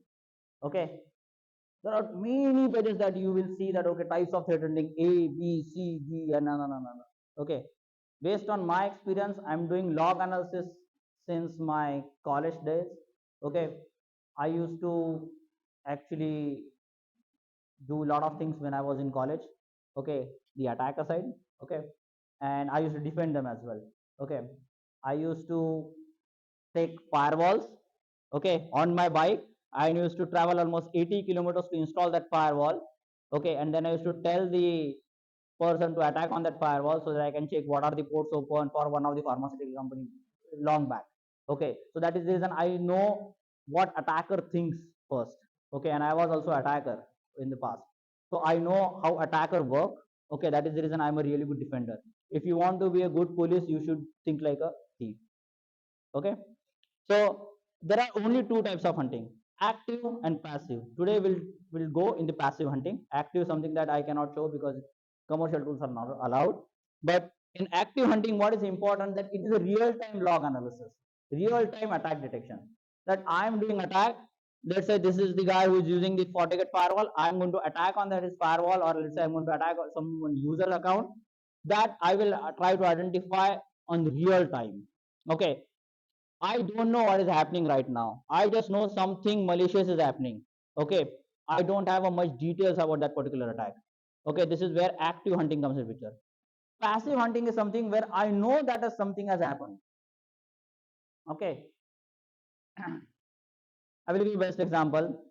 General, you have a fever. Okay, you just know that you have a fever. Active hunting is like that. You know you have a fever, you don't know what type of fever you have. You have corona fever, typhoid fever, malaria fever, or you have a kidney function swelling. That is the reason you have fever. You really don't know what type of what is the reason behind that fever, right? Type of fever that you have. In passive hunting, you know that, okay, I know I have a corona fever. I know I have a typhoid fever. I know I have a malaria fever. Now, when you know something, you can take specific medicines. Okay, but in India, for every fever there is only one medicine, Dolo 650. But it is not the case at all. Okay, so when you talk about the passive hunting, you know what attacker has actually executed. Now you are going to dump that logs, packets, or processes, and then you are going to hunt for that adversarial effect. Okay, that is nothing but a passive hunting. Got it? Though there are other things as well. In passive hunting, you should have a very strong understanding of attacker techniques, very strong understanding of attack techniques.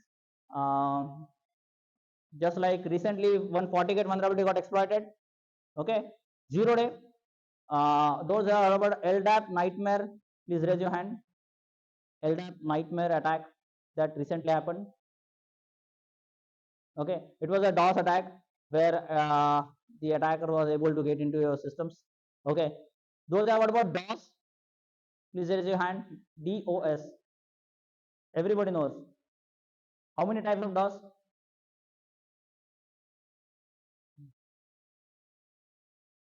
Almost 40 plus types of DOS attack are there. Okay, so passive hunting is something that you should know in depth of the attackers, the TTPs, and how they are functioning, how they are moving from A to B. Okay, Now this is what I'm presenting right now is the architecture that nobody is having right now. Okay, how you can build the threat hunting practice in your company. I'm working as a practice lead in one of the company. Okay, so I know I've built that particular practice in the past as well, right now here as well. So when you practice something, when you go into a doctor, he is a good practitioner, used to say, because now he can diagnose really well. Based on your nerves, he can say that, okay, you have this sort of problem right now in the body. Okay, because he is doing a practice every day. He's taking a lot of patient, he's going through a lot of patient, he is going through a lot of case studies in his life. So same thing that has happened. I've gone through a lot of different attacks in my life, and based on that, what sort of hunting architecture that you can build, that I've built, established.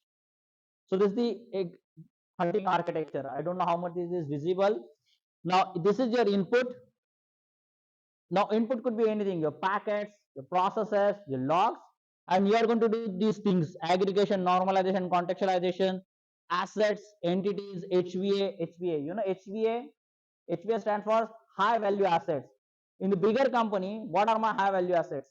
Example, in the bank, I should know that what are my high value assets. Just like ATM switching machine, your Swift, okay, your core banking transaction machines, your payment gateway machines, or who are actually holding that particular machine. These are your HVA. What are HPA? High privileged account.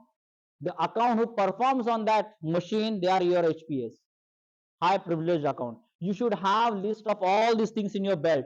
Okay, then groups, peers, and function. Function, sales is a function. Okay, sales is a function, marketing is a function, banking, core banking, cash transactions, lending, insurance, these are different functions that you have. Okay, you should know about all these things when you are actually applying for any job. Okay, when you talk about this in your company, that okay, I'm going to do a function level analysis in your company, that the company will say that okay, you know the business of the cybersecurity. Okay, example, the attack which are happening on bank, they will not happen on the oil industry. It is completely different. Okay, so you should know what are the different functions and how it works, how it is regulated. Okay, now after that, what is very important thing is processes, logs, and network traffic. What is there in this box? These are very important, right? EDR and Sysmon. Okay, EDR, any EDR you can take, they are really good. Okay, they can help you to get the system level information. In cybersecurity term, it is called point solution. That is the last point that I have, and that is that information I'm getting. That is called the point solutions. Okay, then what you have is the packets. You can take a packets from all your network span port. Okay, now all these things you are going to dump in your data lake. Okay, now you can use any data lake, open source or commercial. If I'm going to suggest any, open source is also good. Okay, now what is the output that you are going to get? One that I have shown to you, MITRE attack flow. Then you will have detection engineering team who will get all this information, that okay, there is an attack that is happening. Example, there is an attack called or let's say there is a red teaming, someone is doing red teaming. Okay, in your, let's say you've been hired as a red team expert, and you are going to perform red teaming in your in my environment. Then you will penetrate my company, right? So when you are going to penetrate my company, that means you are able to find some sort of vulnerability or some sort of loophole in my company, that is that what I am not aware of right now. Am I right? So that is very important for me to actually capture. Once I want to capture that, I have to convert that capture into a detection. Because as you can penetrate, might be because he is a real world attacker, he can also penetrate. Or there is another case which is very scary, that he has already penetrated and I am not aware of. I hired you in the month of January 2025. Might be the case the same exploit or same vulnerability might have exploited by that particular person in the past itself, right? So that is the reason you should do this correlation, the mapping. Now after that, what you have is the different methods of hunting: intelligence hunting, TTP hunting, entity-driven hunting, hybrid hunting, and anomaly and detection level hunting. So let's talk about. I have a separate slide on that. Okay, but what is the behavior-based hunting? So in behavior, I'm going to have the how attacker works. I'm not going to have sharp hound. Sharp hound is a tool where I'm going to have, let's say I'm going to interact. This is my domain controller. Okay. what I'm going to do, I'm just going to use SharePoint on my machine. Okay, then I will take the live sessions. Let's say all these are live sessions to this my domain controller. Okay, let's say all these candidates who are sitting, all these people, they are actually authenticating to my domain controller. I will take the sessions and I will pass the session to my domain controller. Okay, once I'm going to pass, what is going to happen? My domain controller will tell that I got authenticated by Rohit. Now I'm authenticating on the behalf of this. There are too many sessions that are getting established on my domain controller. What he will do? He will drop that session. He will drop that session. Now, those have heard about Palo Alto, please raise your hand. Palo Alto logs, those have gone through. In Palo Alto logs, you are going to get a flag called SRV reset. This server is going to reset this session for me because I am actually now passing a lot of sessions to this domain controller. Okay, this is the behavior extraction. So in your detection, what you will have as a hunter, what you will have that I'm going to look for 389 traffic with lot of server reset connection from my domain controller. It should not happen. Okay, this will happen if and only if there is some sort of attack that is happening, or your domain controller is some sort of an update or procedures. Okay, or there is some patch that has been applied and it is not working right now. You have to reverse that. So these are different cases, but one of the cases that your domain controller is compromised. Okay, now another thing is that SharePoint also used for that. Okay, from here to this domain controller, how many hops I have? That I have to first compromise this machine, then from this machine to this machine. Okay, because I don't have that privileges to reach domain controller. Either I need to do privilege escalation on my own machine. Okay, one of the way to escalate privileges is changing your registry or adding the Rohit's account. Let's say I'm the attacker. I will add myself into the privileged account. So what is the event ID for that? 4728, 4732, 4756. Where I will add the account to the privileged group of my domain controller. Okay, now once I'm going to add that, I have a privileges to actually reach to a domain controller. I have privileges to do something in the company. As of now, I don't have any privileges. Okay, so these sort of behaviors that you have to extract. Okay, now once you're going to extract that behaviors, you can actually follow this entire architecture diagram. Now what you are seeing in the top is that you don't need any solution in the market. I used to do this from my hand. Grep, ngrep, sort, unique, regular expression, find, cut, set, awk, OS query, velociraptor. These are all Linux. Okay, you can do entire passive hunting using this. I'm writing a book on this. I've almost completed something on the OS query. Okay, and now I'm writing a series of blogs on how you can do passive hunting using Linux command. You don't need any solution. You just need the attacker's mindset, or you can just start following few blogs right now. You can follow my blog as well. I used to write, my blog is hackforlife.com. Okay, there I've written what sort of TTPs are there to detect the attacker's move. Okay, and you can start searching the TTPs in the logs using this command. Now I will take you to some demo. Okay, those who have heard about Beacon C2 infrastructure, those who have heard, please raise your hand. What is C2? The previous speaker, we talked about C2, right? He talked about Wireshark. He talked about Zeek, how you can detect. That is very important. Have you seen the real C2 communication? I will show you something real C2 communication. It is mimicked, but it is real. Okay. So in some demo, I'm going to talk about OS query. These are the commands that we are going to run, and these are the things that we are going to look for. Okay.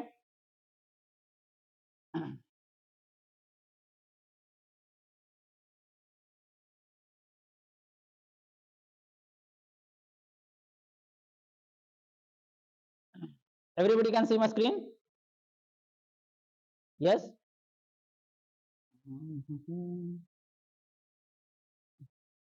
I can see, but I cannot operate. Okay. Now I have to sit. Sorry, I have to sit because I won't be able to write the commands then. Uh, let's look for something. So what is this? These are the real attack files that we have. Okay. So let's take one example of FWB. Okay. What is FWB? It's a, so what is FWB file? Head hyphen 10, and I'm just doing fwb.txt. It is giving me top, how many lines? 10 lines for this, right? So what this is file is all about? This file is all about the Palo Alto logs. Okay, Palo Alto firewall logs. What it is talking about, that there is a connection that is getting established and which is getting blocked, and this is the domain. So what is this domain? Don't you think this is something suspicious? Okay, this particular thing is called DGA, dynamically generated algorithm based domain. Okay, now what is this called? There is a, first you need to understand what is PLD. What is PLD? Anybody? What is TLD? Okay, .ru is top level domain. What is PLD? See, I will tell you now. PLD stands for top level domain. PLD stands for pay level domain. That the domain, let's say hackforlab.com is the PLD that I paid for that. Then mail.hackforlab.com is my subdomain. That mail is my subdomain. Okay, mail.hackforlab.com.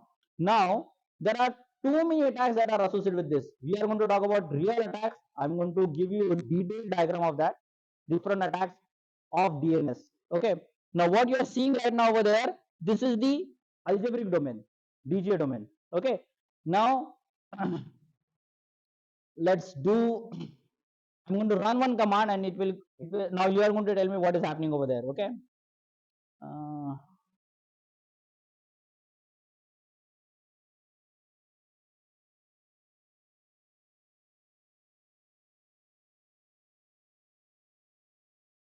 okay, can you see now? I've just executed one command, cat, the file name, cut hyphen d. That means I want the delimiter of that cut is to get the delimited format. The delimiter format is comma. In this file, all the fields are comma separated, right? Cut hyphen d. Where is my F22? F is the column.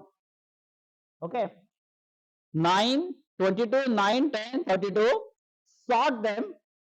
Unique hyphen c. I want with the number. Sort hyphen nr. Give me the numbers as well with the sorting, reverse order. Now, can you see what is happening here? You have to start now thinking very fast. Very fast. What is happening here?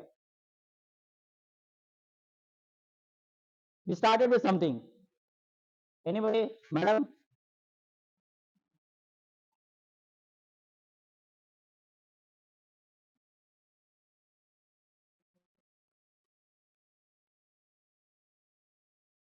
Good point. It is outbound communication. There are a lot of things that you can identify from this. Okay. First thing is this IP, from this IP, communication is going to this IP. Okay. This is the domain IP. Okay. Now, you did not look for something which is very important. 0.04 second, in 1 second, 59 transactions that has happened. That is a beacon. That is the C2 infrastructure. Beacon is means I'm going to communicate with you very fast. Okay, I'm going to send keep alive messages, something like that. So this IP has communicated to this particular domain 59 times on that particular second. Then 59, that means there is some milliseconds also involved. 57 times, 2 times. Okay, this is the real beacon attack. Okay, we are going to talk about different types of beacon attack. Okay, what are the different types of beacon attack? First, you need to understand. One is called constant beacon. Okay, so what is constant beacon? Is something constant and periodic and random. Constant is something, can you stand up, sir? What is the name? I'm troubling you a lot. Okay. So I'm going to communicate with Jay after 3 times. How many times? 3 times. Okay. Jay, Jay, Jay. Okay. This is my first pattern. Second pattern is I'm going to interact with Jay after every 3 seconds. Jay, Jay, Jay. Okay, it is periodic beacon. Constant is something Jay, Jay, Jay, and periodic is nothing but a Jay, Jay, Jay. So there are a lot of attacks that you can detect. Nobody is talking about cloud attacks right now, but there are really difficult to detect cloud attacks. I've written a blog on them that how to detect a cloud attack. I will show you something. Uh, uh, so this attack is called cloud snooping attack. Okay, cloud snooping attack is where you will transfer the data from your domain controller, your cloud, to the same cloud because it's a trust, and it is in the pattern. Okay. Oh, okay. Can you see this pattern? 3 3 S3. That means now I am making this very difficult. Think about it, how attackers are doing these attacks and how it is difficult for the hunters like us to detect. Jay, I'm going to interact. Jay, Jay, Jay, sleep period of 3 seconds. I will sleep for 3 seconds. Jay, Jay, Jay. Now 3 3 3. Okay, with sleep period of 3 seconds. I will draw something for you so that you can understand. So 3 3 3, then sleep period of 3 seconds, and then again 3 3 3. So how many types of beacon attack that there are there? There are 84 different types of beacon. Think about it. How much attackers are thinking very aggressively to exfiltrate data or infiltrate something in your environment. Okay, so these are the different beacon patterns that you have. Okay, this is only for cloud snooping. Okay, now 3 set 3 event per 3 second per second, 2 set 2 events per second, 4 set 4 events per second. That I'm going to interact with Jay, Jay, Jay, Jay, Jay, 1 second. I'm going to sleep for 4 seconds. Then again Jay, Jay, Jay. Now it is very difficult for any firewall or any your external defense systems to identify these attacks. Really difficult. Okay, but there are ways to identify. One of them I have shown to you. Okay, so if you can dump the logs and run these commands, okay, you can actually get really good value. There are a lot of blogs available. I am writing a series of blogs. I have already published few blogs how you can do threat hunting with the passive threat hunting using Linux. Okay, so beacon you got. Okay, now there are other things called as a very low and slow kind of attack. I will interact with Jay after every 1 hour. Jay, or let's say I'm going to interact today, then tomorrow, then day after tomorrow, or today, day after tomorrow, then again 3 days after that, then 6 days after that, and I will exfiltrate data over the period of time. What is why I'm doing this? I am making full to your perimeter defenses. Finished. I am confusing you. If you cannot convince them, confuse them. Okay, you got it? So real attacks. Okay, what we have learned in the past, just give me a second, previous sessions. Now this is the session where you are actually learning how you can detect them. Okay, yes. Huh. Yeah.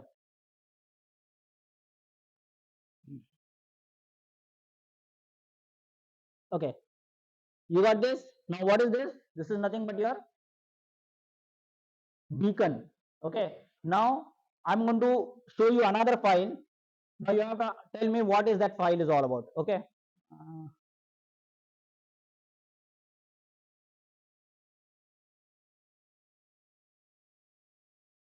can you tell me what is this?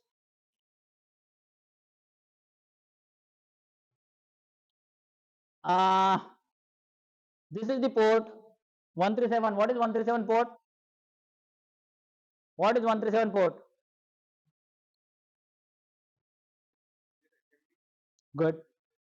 Net bias. Okay. Now, over this period, what is happening? Ever heard about DMZ jumping attack? This IP is doing something in the DMZ VIP. Demilitarized zone. In firewall, you can actually create demilitarized zone from where internal people will reach there and outside people will reach there. Okay, there is where you can actually create a zone where you can take direct traffic to the demilitarized zone so that you can cater the request. Okay. Now with this,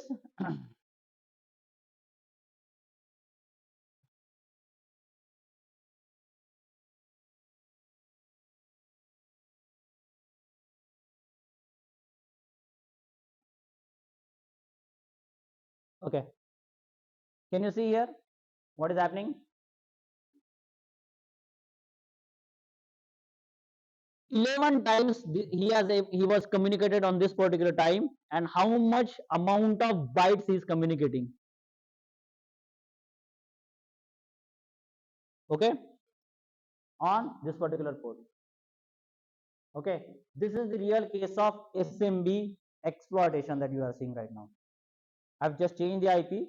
Okay, this is the real case of SMB exploitation.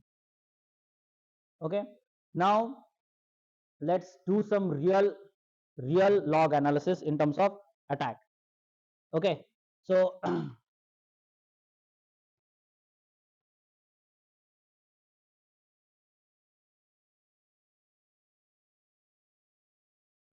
अरे यार,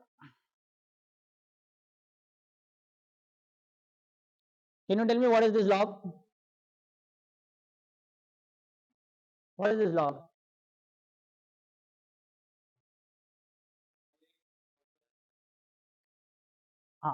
It is web server logs. Okay, now let's do some analysis. So how many IPs are there in this particular file? So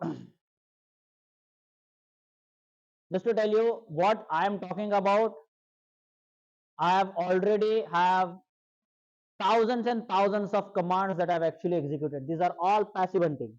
There is no active hunting right now I'm doing. All through commands only commands. Okay, so it is not the case that I need a solution to do log analysis. You can do through commands as well. Okay, so let's take this command.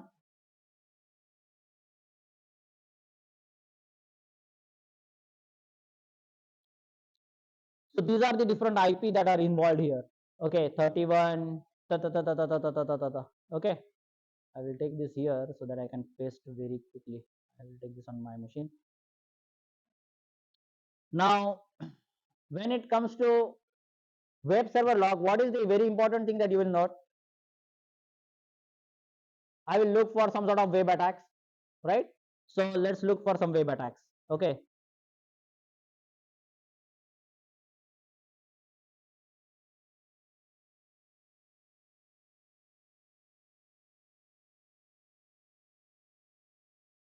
Okay. What I have executed is very important for you to understand. Look for anything like select, wait for. Those are done by time SQL injection is where you are going to use wait for, right? Wait for update for attack.logs cut -d. I've just cut it and F9. That means I want all the IP who are executing this particular attack, and I got only one IP. Finished. Okay. I'm just looking for it. Okay. Now let's do what sort of attack he has done.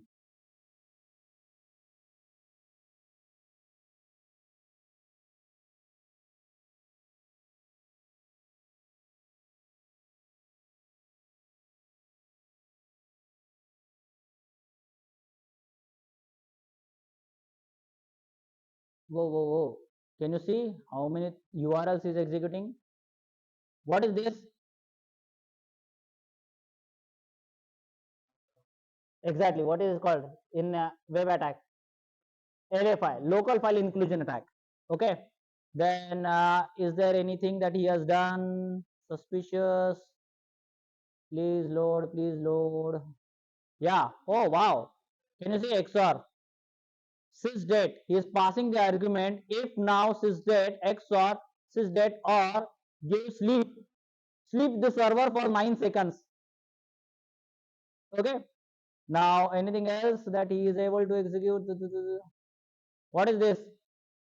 Overflow.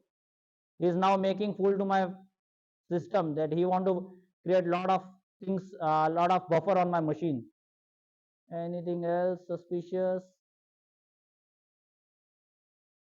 Those who have used awk, please raise your hand. AWK. Okay.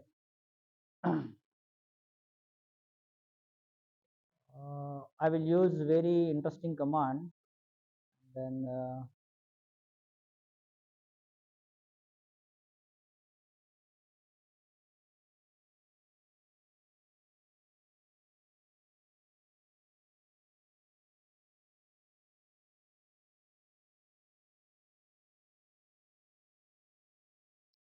I don't know whether it is going to take.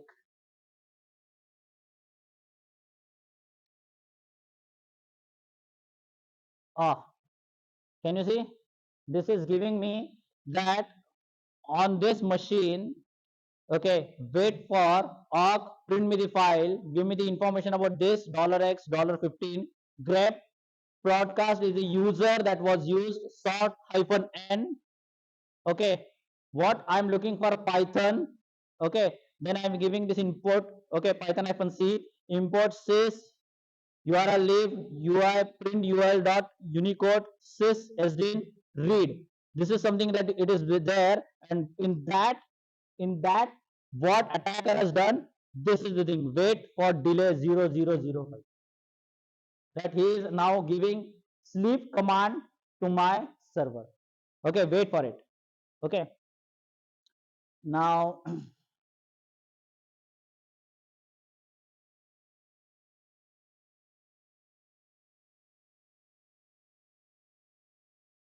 okay, let's do something else now. Okay, can you see this? What is this? Note this tool. It is really helpful for you. It is a free. It is called OS query. I've used this a lot. It is in my lab. You can download. You can use it. Okay.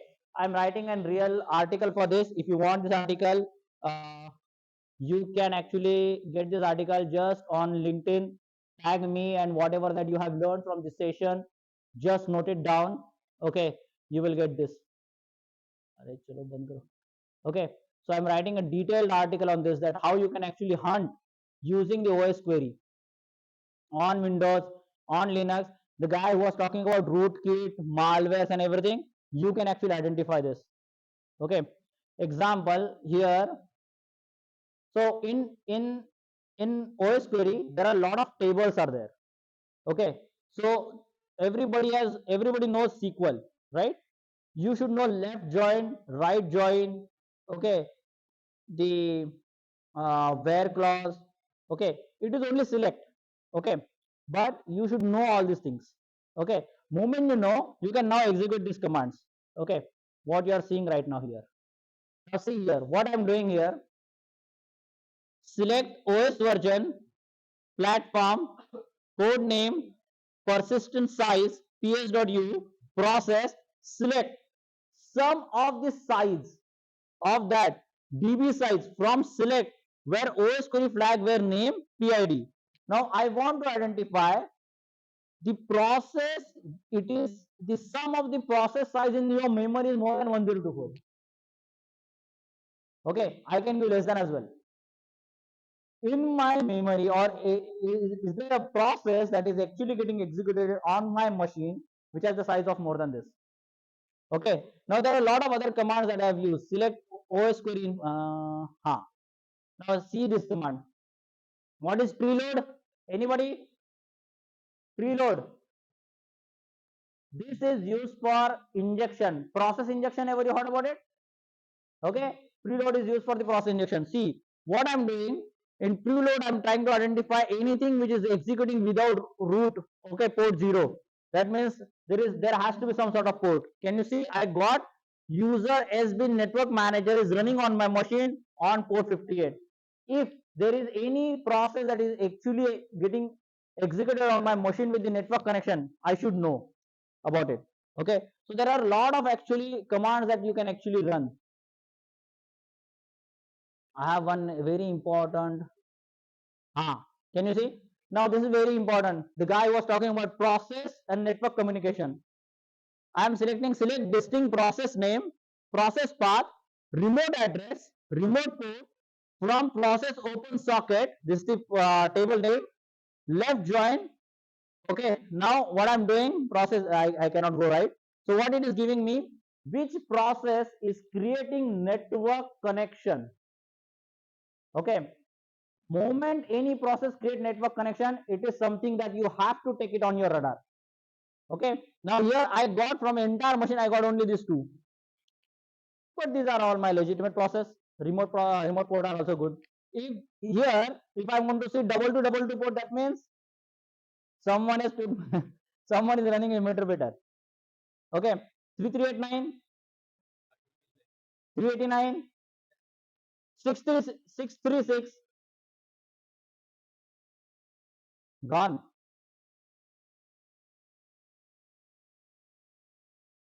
LDAP-S. Okay, 110, POP3. 910.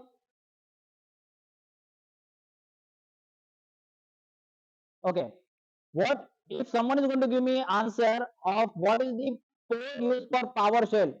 I will give this file right away. I'm talking about port. 10, 9, 8, 7, 6, 5, 4. Don't do Google. I thought you will use ChatGPT now. 5985, Okay. So if I am going to see anything like this, that is something which is alarming for me. Okay. Now, when you talk about something, so let's dig into this file. I can actually detect the rootkits as well on my Linux machine. And everything is miter mapped. I hope you can see now.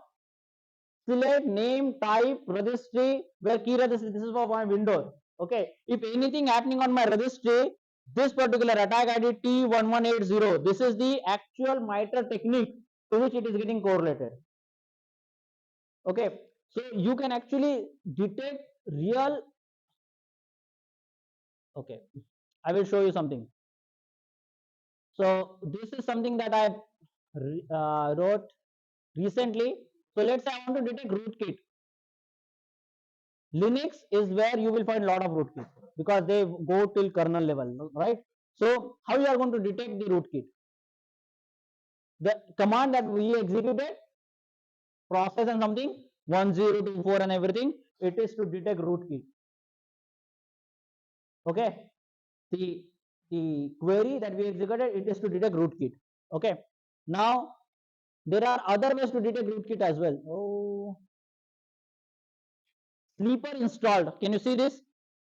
The sleeper installed is something that it will get installed on your machine. Okay, and once it's going to reboot, you are done. You have all this information. Okay, so there are lots of queries that you can write and you can actually run them on, let's say, periodic basis. So for that, there are a lot of open source tools available. This is open source. This is not at all paid. I will tell you, there are many banks are using this. I've not seen Indian banks, but there are many US banks, they are using this solution. OS query was the open source project of Facebook. OS query was the open source project of Facebook. Okay, and it is still open source project. Okay, you can use this in your lab. You can create your own lab and actually practice this. Okay. Now I will go back here. Okay. So these are the methods of actual threat hunting. That hypothesis, intelligence driven, base, behavior based. We talked about something like sharp found that we talked about. TTP driven. What are the TTPs? What is TTP stands for? tactic, techniques, and procedures. How you are going to identify TTP of one particular attack? There is a thing called as a, remember this, called as a ATS, Adversary Trajectory System. That the adversary is in your environment, how that adversary was able to get into the environment. For example, I was able to communicate to that lady through phishing email. Now that phishing email was there on her machine, then the PowerShell got executed. This is nothing but a different techniques that was used. Okay. Now for that, what are the different tactics that I will do reconnaissance and a lot of things, right? So that you should be aware of, you should gather that information first. Okay, and then actually load that. Now anomaly based in machine learning based detection. So in my DMZ there is a SMB connection is open. You will have a rule. But in my local environment, SMB is open. You will not have any rule for that. There is no detection that you can have. It is going to get a lot of noise for you, right?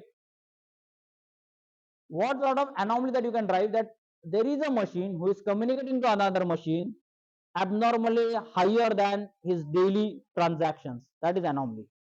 That I am communicating to him on 445 port. Every day I am communicating only 1 or 2 times. All of a sudden I am starting interacting 100 times.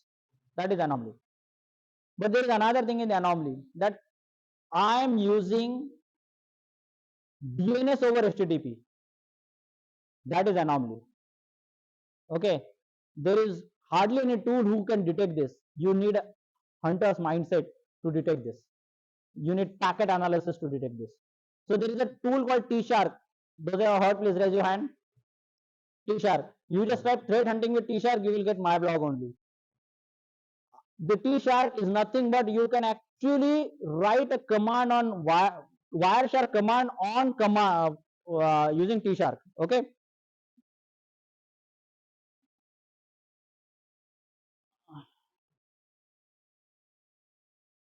I cannot see. Yeah, 5 minutes only. So you can see this. This is the actual commands that you can type. IPC, SRC, internal IP, destination IP. I wrote a detailed blog. Monitor SMB traffic initiated by the suspicious process and creation and everything else and all these things. Okay, hundreds and thousands of commands that I've executed in my lab to actually publish this somewhere else. Okay, it is not. There are only few that I can actually publish, but there are hundreds and thousands of commands. Okay. So I will encourage you to follow this particular blog. Okay, it is very important for you to understand this is a really detailed command by command blog that we have written.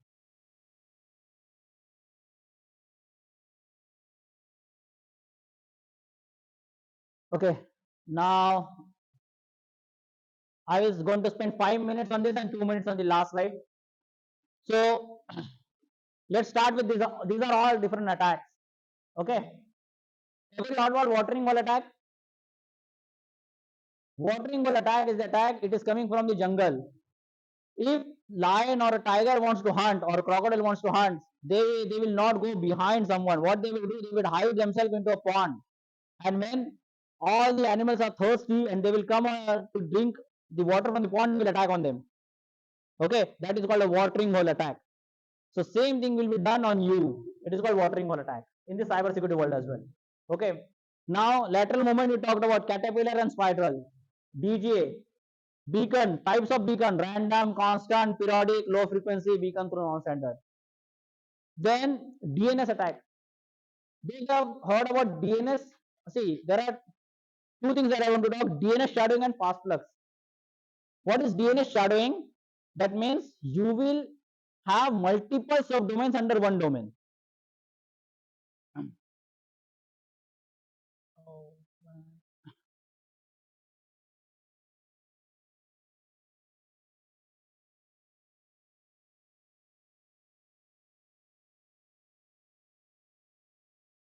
Can you see this diagram? Why this already?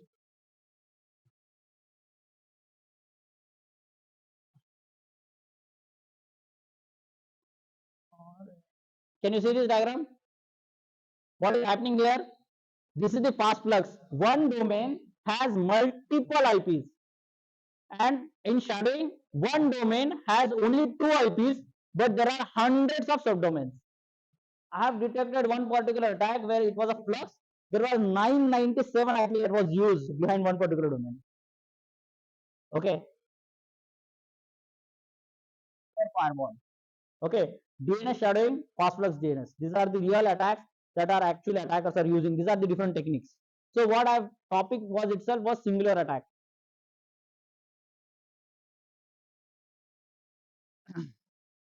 Escalation, that guy was talking about horizontal and vertical. What is horizontal? Rohit is, let's say, a sales guy, and you are marketing, and he is also sales. I am now going to use his account. It is a horizontal escalation. If I am able to use marketing's head account, it is a vertical escalation. Okay, horizontal and vertical escalation. So these are different escalations. Now, impersonation attack. Those who have done Windows right click run as, please raise your hand. You can do Windows, you have icon, right? You can run that as an administrator, right? When you do that, there is an event that gets generated in the backend called 4648.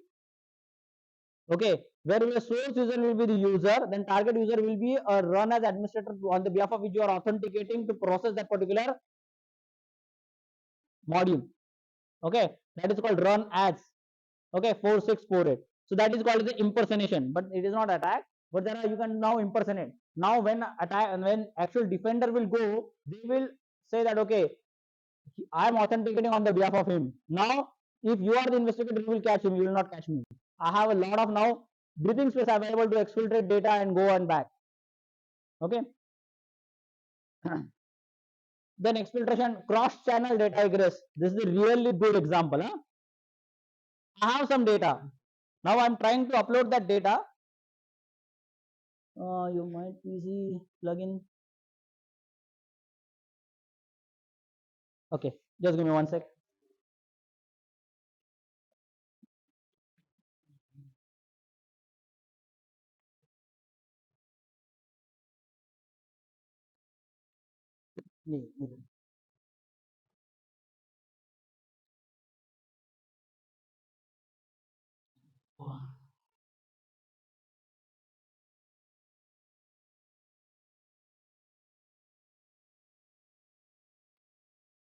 What has happened?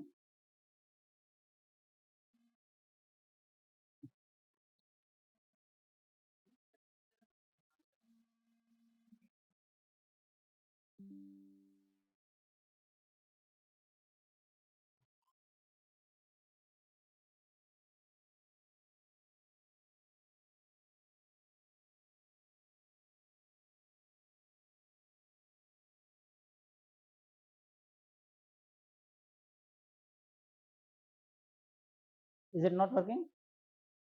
This is not working.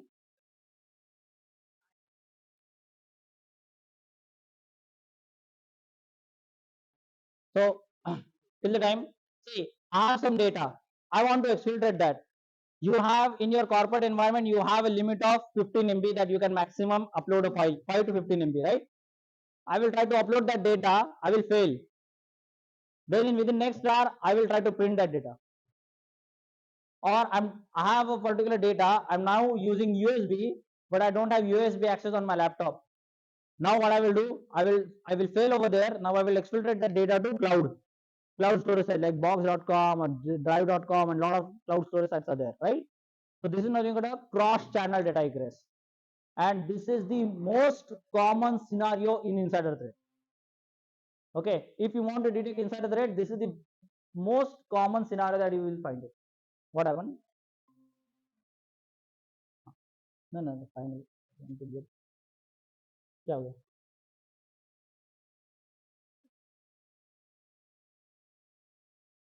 So we talked about this cloud snooping and all. This is the actual intelligence architecture that every threat hunting practitioner needs to follow. That you will have a research team, they will do dark web and deep web research. They will identify what are the different TTPs. That information will be shared here, that is the MITRE attack flow. Then intelligence team will come into picture. They will actually gather the information about that particular attack. Then all this information will be fed into a hunting team. Okay, these are the threat hunting and intelligence team who are going to work together. Now they will do all the different types of attack analysis. They will create a queries, identify the different attack scenario, TTPs. then constructing the query to the level that it is going to detect the precise level of detection. Now, once you're going to do that, you will give this information back to the detection engineering team. Now, detection engineering team will convert that into rules, or let's say best they want to create ML models. Okay. Now, that the same information will be given to MITRE attack flow. In the MITRE attack flow, what I have shown to you, it is a very detailed attack flow, right? So every attack flow, you will have, let's say, hundreds of different techniques that will be used. It is very difficult for my detection engineering team to convert them into a detection. So what they will do, they will convert that some of them into detection, and rest of them they will run as a query every time. Second thing is that MITRE attacks coverage analysis. That last time I was having, let's say, 58% coverage of the MITRE. Now after 4 months, how much coverage that I have? I have, let's say, only I've reached, let's say, 72%. That means I have increased by 14%. Right? So this coverage analysis that we have to do. Okay. So that's it. I'm done for the day. I hope you liked the session. You have learned a lot of different attacks. If you want to connect with me, this is my LinkedIn. You can scan, and this is my email, and you can follow my blog as well, where you will get a lot of different information. Thanks. Any questions?